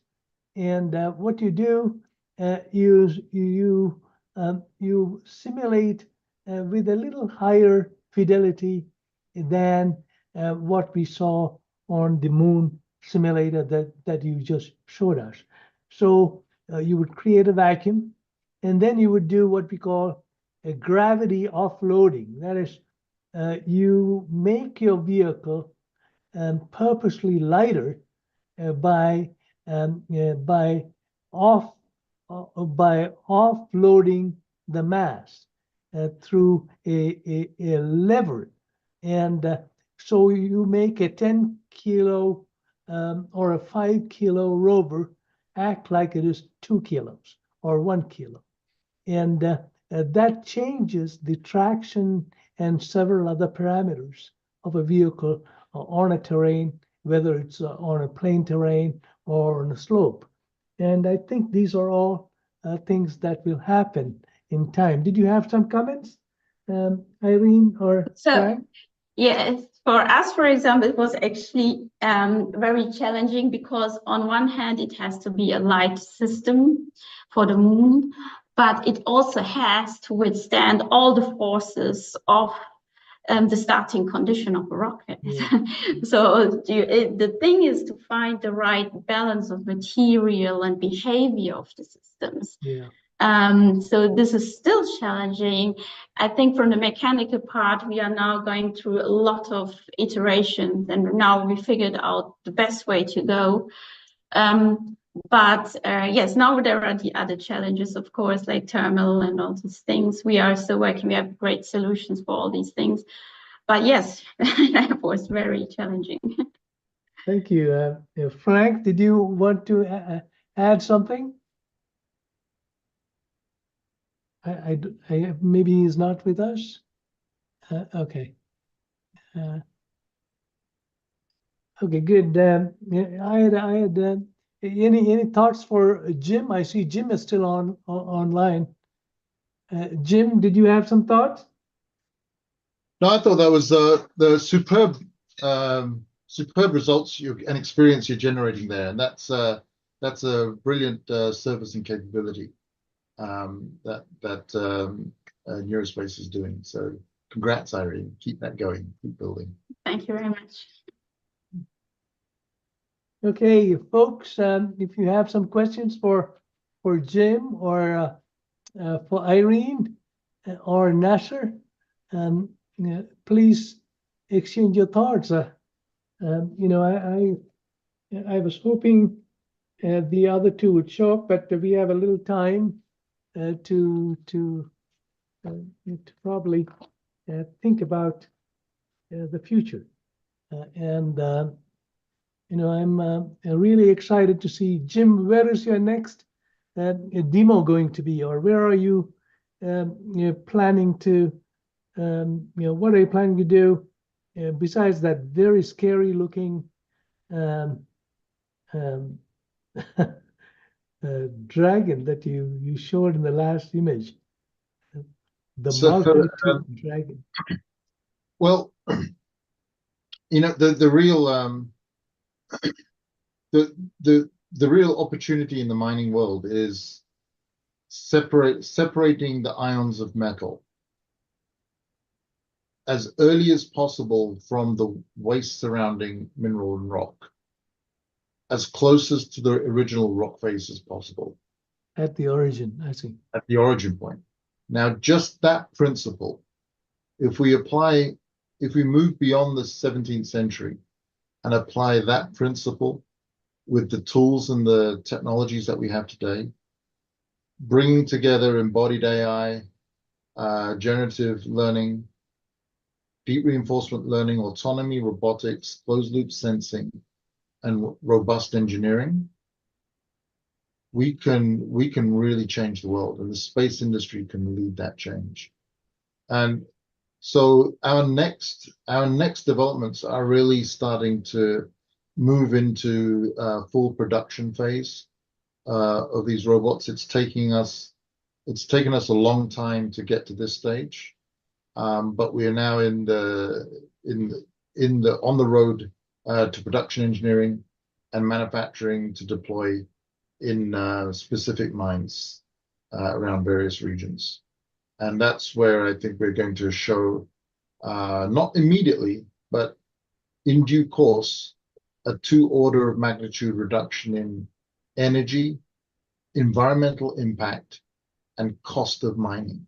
Can you imagine what opportunity that liberates? How we can then reimagine the multi-trillion-dollar construction, manufacturing, and materials industry when the core and source materials can be gained so cheaply. What it can do for local communities, what it means to reconfigure the lives of millions of peoples in the global south, where many of these mines are, and how we take those lessons learned in the reconfiguring of those communities and the liberating of opportunity. How does that teach us what we can do moving out and building communities and society in space? I think we have everything to play for. It's extremely exciting. And who are the heavyweights in your arena, Jim? Do you talk with people like Caterpillar and folks who are involved in heavy mining projects? Are they? Yes, I mean we talk with many participants. We work with the big mining companies. Okay. Work with smaller ones. A number of geophysical institutes. Okay. In many ways, it's such an integration play. I mean, there are so many facets to all of this. It's really about bringing together best of breed capabilities and architecting solutions that are operationally, geologically, and economically viable. Some serious geology is involved. You know, when you talk about extracting the minerals exactly where they are, I'm reminded that you have veins of these in the deep structure of the terrain, and once you go down there, you just want to pick the gold. You don't want the rest of the ore. The more you can, I mean, the grade of many of these minerals and the ores in the ores are easily less than 1%. Interesting. Absolutely much, much less than 1%.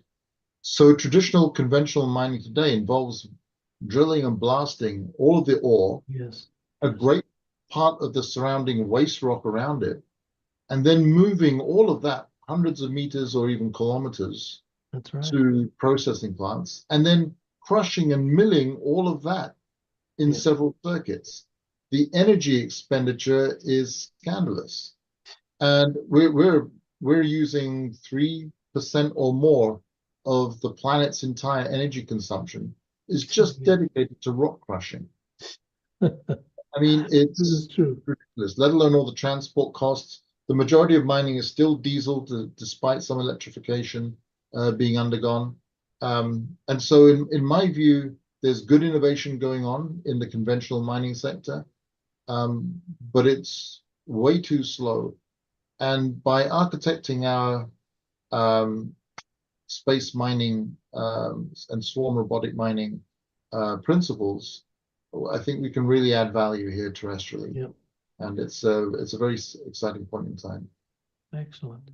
Good points. And these are the kinds of refinements, and it also boils down to the philosophy of it, Jim. That is, it is a refinement of technologies where you just go for what you want as opposed to brute force, and moving the technology from 19th and 20th century to this new sensitivity, towards nature. And that's wonderful to hear from you. Nasser or Irene, did you have questions or questions for either of you? Glafki, Nasser, if nobody is asking you a question, mine would be, what do you see the prospect for the next year for IMD? Can you turn on your microphone, please? Thank you. We're hoping that we will grow more. It's been a slow but steady growth, as you can see, every year. But we're hoping that the word spreads and that we can get maybe in social media and get some reactions. One of the major hurdles really is that most of the schools are off around the world around this time of year because of summer break. So that's why USC did not want to participate, because my students are all on holiday. Yeah, and exactly. It happens every year. So, yeah. Taking off. Yeah. Sorry to interrupt, NASA. I was just going to say, I think the next 36 months are going to be extraordinarily pivotal. And before the end of the decade, International Moon Day is going to be such a huge event. It's going to be a global event. There's going to be so much pivoting around the historic first landings of humans on the moon to this fulcrum point, this pivot point of humanity's opportunity going forward, where the moon is our next stepping stone into the cosmos. And as Starship and other new launch capabilities reduce the cost to low Earth orbit, and the price to low Earth orbit, this is going to liberate many, many new business opportunities and institutional opportunities to the lunar surface. And I think we'll see a binary flip. Now, my prediction for 2030, I've been wrong several orders of magnitude, way more than I've ever been right. But I think directionally, it is correct. I hope so. And I think Jim is on to something. And you touched on Starship. I did sit in on a review, and this wonderful engineer, she says, don't worry about ISP, don't worry about payload. Tell us what you want delivered, and we'll take care of it from there on. Because what's happening is there is an upside down flip happening in our own thinking. As Jim said, we are oldies who had taught that, and I think Irene will understand this better too, because Irene said it's got to be light. It doesn't have to be light, dear, because what they're doing is they care for reliability as opposed to just performance from a launch pad point of view. And this is coming along very strong because the rovers, the design of tools are all dependent on reliability and serviceability. And Maintainability. I'll summarize that, Madhu, in one sentence. We need to move from the historical mass optimization of spacecraft engineering to the future cost optimization. Yep, it is true. And it is true because that is how the new industry is shaping, and it's not a figment of imagination because Elon just down the road from here is minting because he's thinking that way, and the business is flourishing because, again, it's so simple to go back to the basics and say, if you can fly your rocket ship and bring it back, boy, you've already broken the rules of the NASA game, and of course NASA has other problems, but still these are happening right before our eyes, and it's wonderful to see this. Any other questions, folks? Before I run down a few more slides and then we'll call it a day. Is that good? Oh, Jim is back. Okay, let us see. No, we're talking about Jim Caraval. Okay, good. Who else is here? Frank? Okay, good. All right, Glafki, so is there anything else that we have to do before I conclude? That's all of it. I hope we're done. Okay, so let me go back to the rest of the few slides I have here, I think. Let me go here. Can you bring up my slides?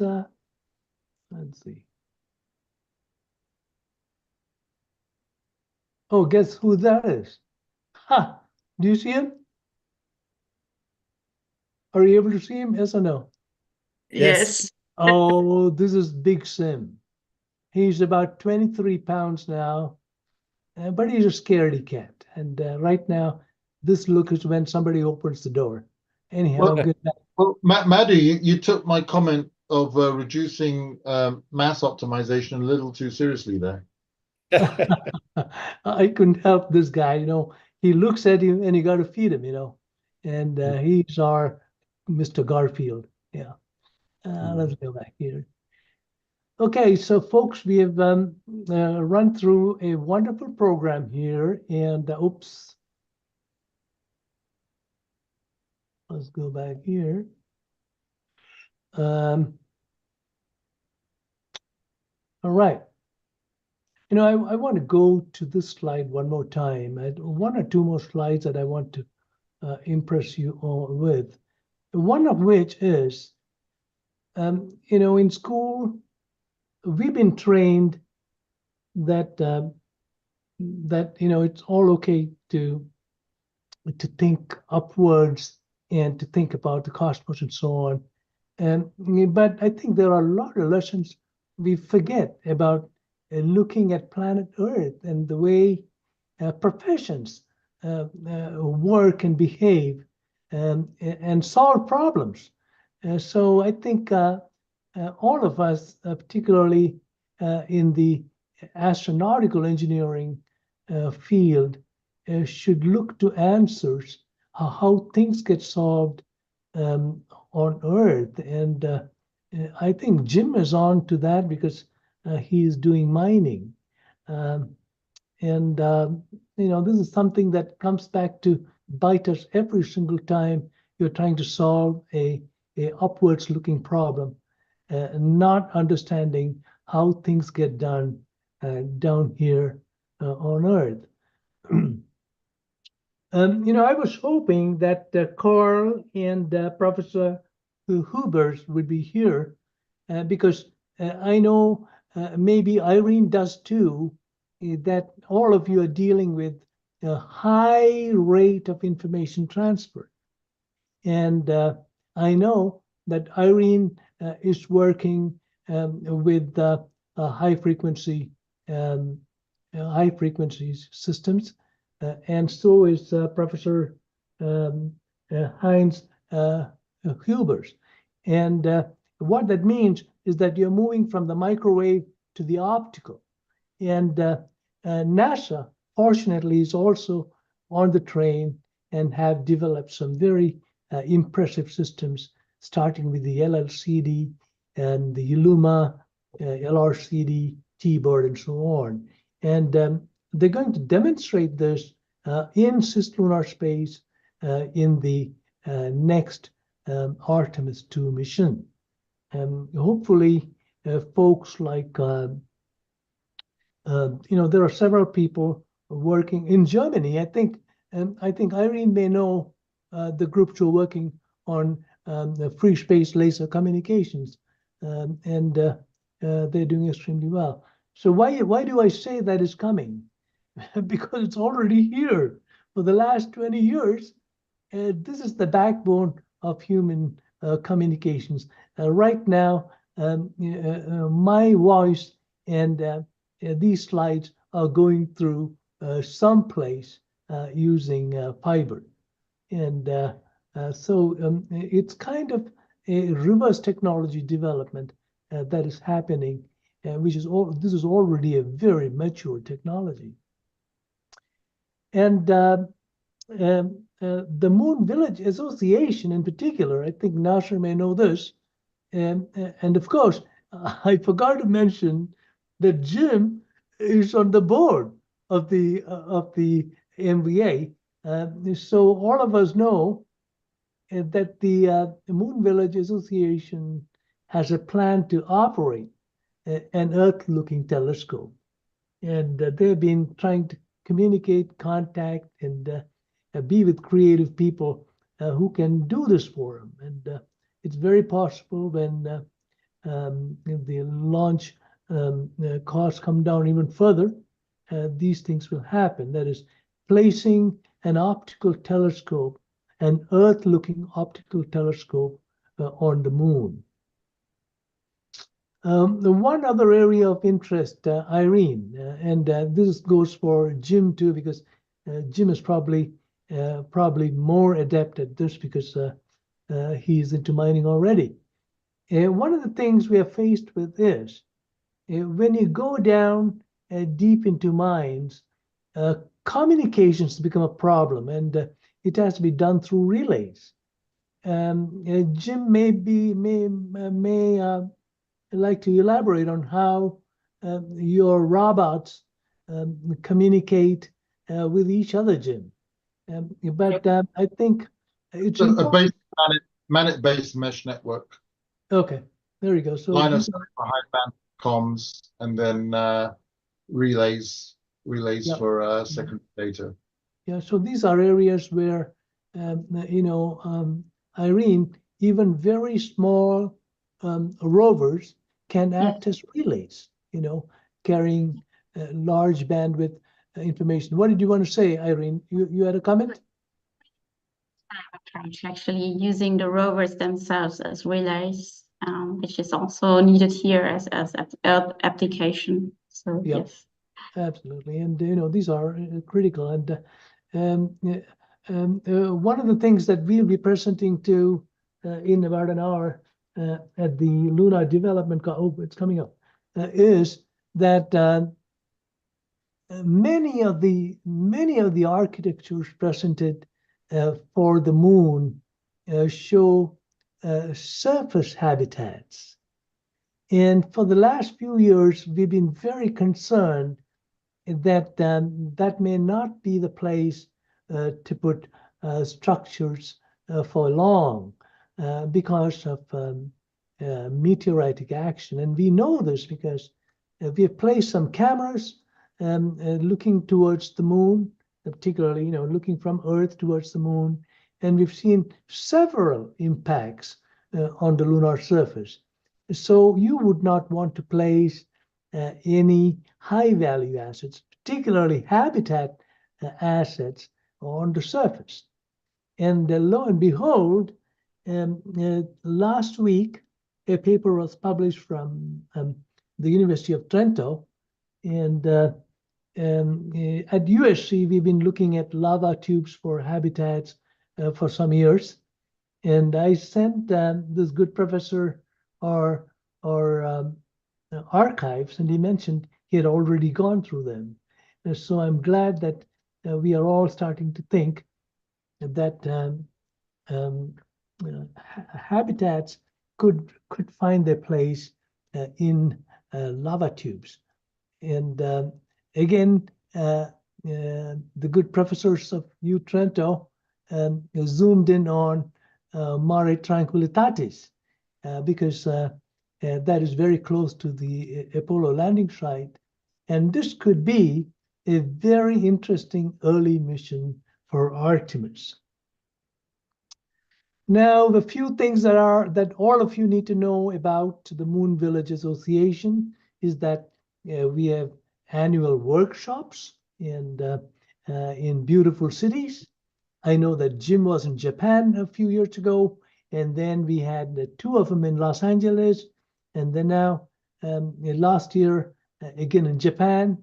And Nasser, next year, where is the symposium going to be? Wow, I think that remains to be seen. Maybe Jim knows? It's Luxembourg, In Luxembourg. hosted by Luxembourg Space Agency. That is right. Okay, thank you, Glavki. Yes, I saw that note.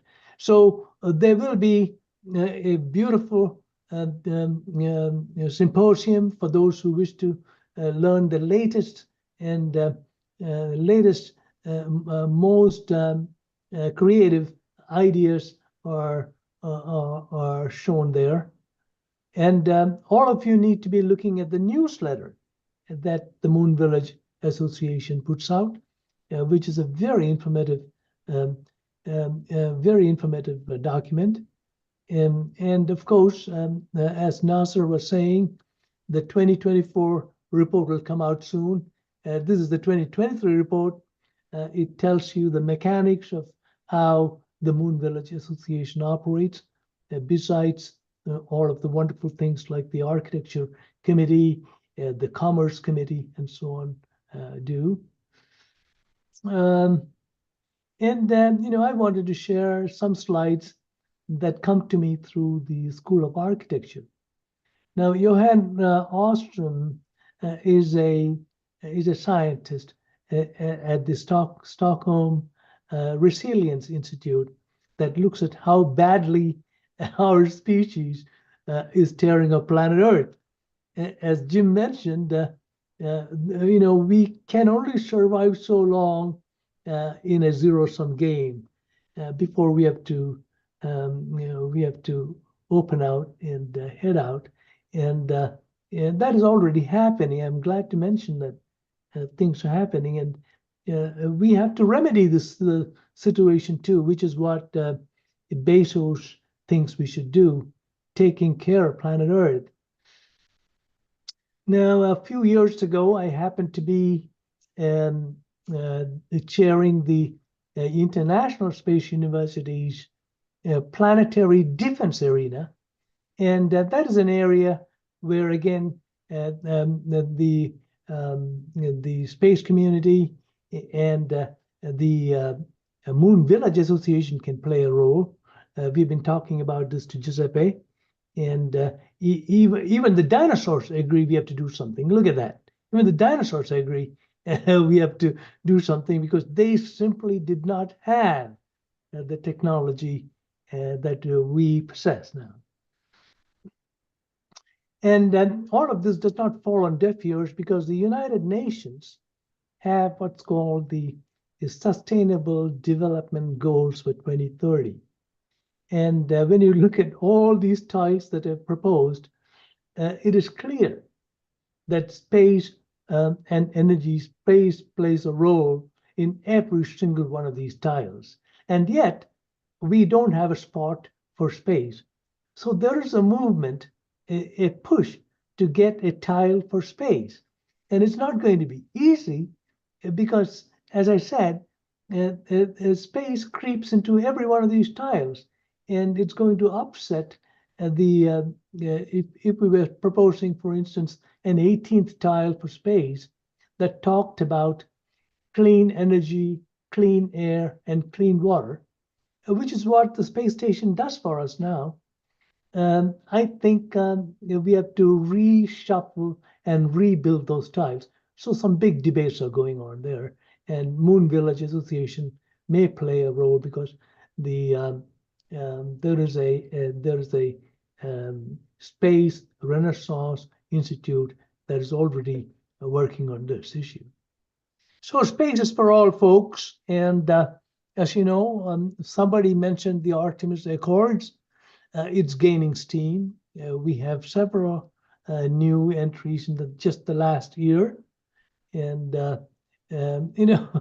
what I find a little bit ironic is that how global politics plays in it all. So if you look at all the blue parts of our globe, those are folks who are signatories to the Artemis Accords. And then what about the red? China is up to their own folks. And so I'm thinking it's high time, Nasser, to turn this whole place purple.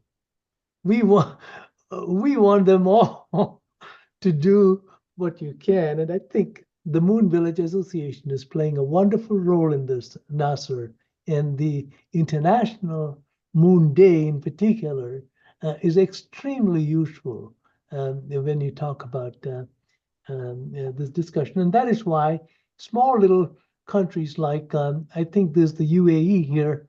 Nasser knows this map better than I do because he's a geography and geodesy expert. They're signatories to both. Right. I remember the Indian ambassador, foreign ambassador, was asked something interesting about why does India connect so much with Russia and not with the U.S. And his answer was very simple. We take all choices. It's not like we're going with one or the other. And also, he said, hey, just look at the map. We have been living with these people for thousands of years. And all of a sudden, you got a big nation, a strong nation, a powerful nation that has an idea for 250 years. Now, who's going to be a friend, And, and it's a very puzzling question about how proximity in geography plays a role in how cultures and nationalities behave. So in the Indian philosophy, there are several. I'm sure all of you have tomes and tomes of cultural heritage books that talk about mythologies and philosophies. In the Indian tradition, there is a group of books called the Vedas, and it is distilled into some books called the Upanishads. And one of the principal, and these are books that go like, you got a guidebook and you got a volume tome, and then you got an elaboration. So you got thousands of books. But anyway, Vasudeva Kudumbakam means the world is one family. And if you ask who said this, we don't know. It's at least 5,000 or 6,000 years old. I think maybe Irene knows these things too. If you've ever dealt in the Sri Lankan region. And guess what? We propose this and we do this on our ceilings up on the dome of the capital is e pluribus unum. There is strength in unity and bringing people together in diversity. And folks, so I'm going to leave you with these beautiful 2024 slides of things happening in China, in Germany, and Nasser. It's been happening, as you mentioned, in Australia, Indonesia, Spain. I had an email from Italy from Maria Perino adding to the events for today. So, folks, with this, I want to thank our sponsor, Lockheed Martin, and thank you, Irene, for hosting this. I saw that you have part-time scientists in the group. I saw that you have other people in the group, but I don't see it in the slides here. Anyhow, I want to thank you all for presenting, and hopefully we will get the folks who did not attend today to share our slides. With that, thank you, Glafki, for guiding us through the events of today. Any other thoughts from any of you? No. Thank you very much. To 2025. Thank you. Thank you, Nasser. And all of you enjoy the rest of the full moon day. Look up at the skies, guys. The moon is our global ambassador. No, not the United Nations.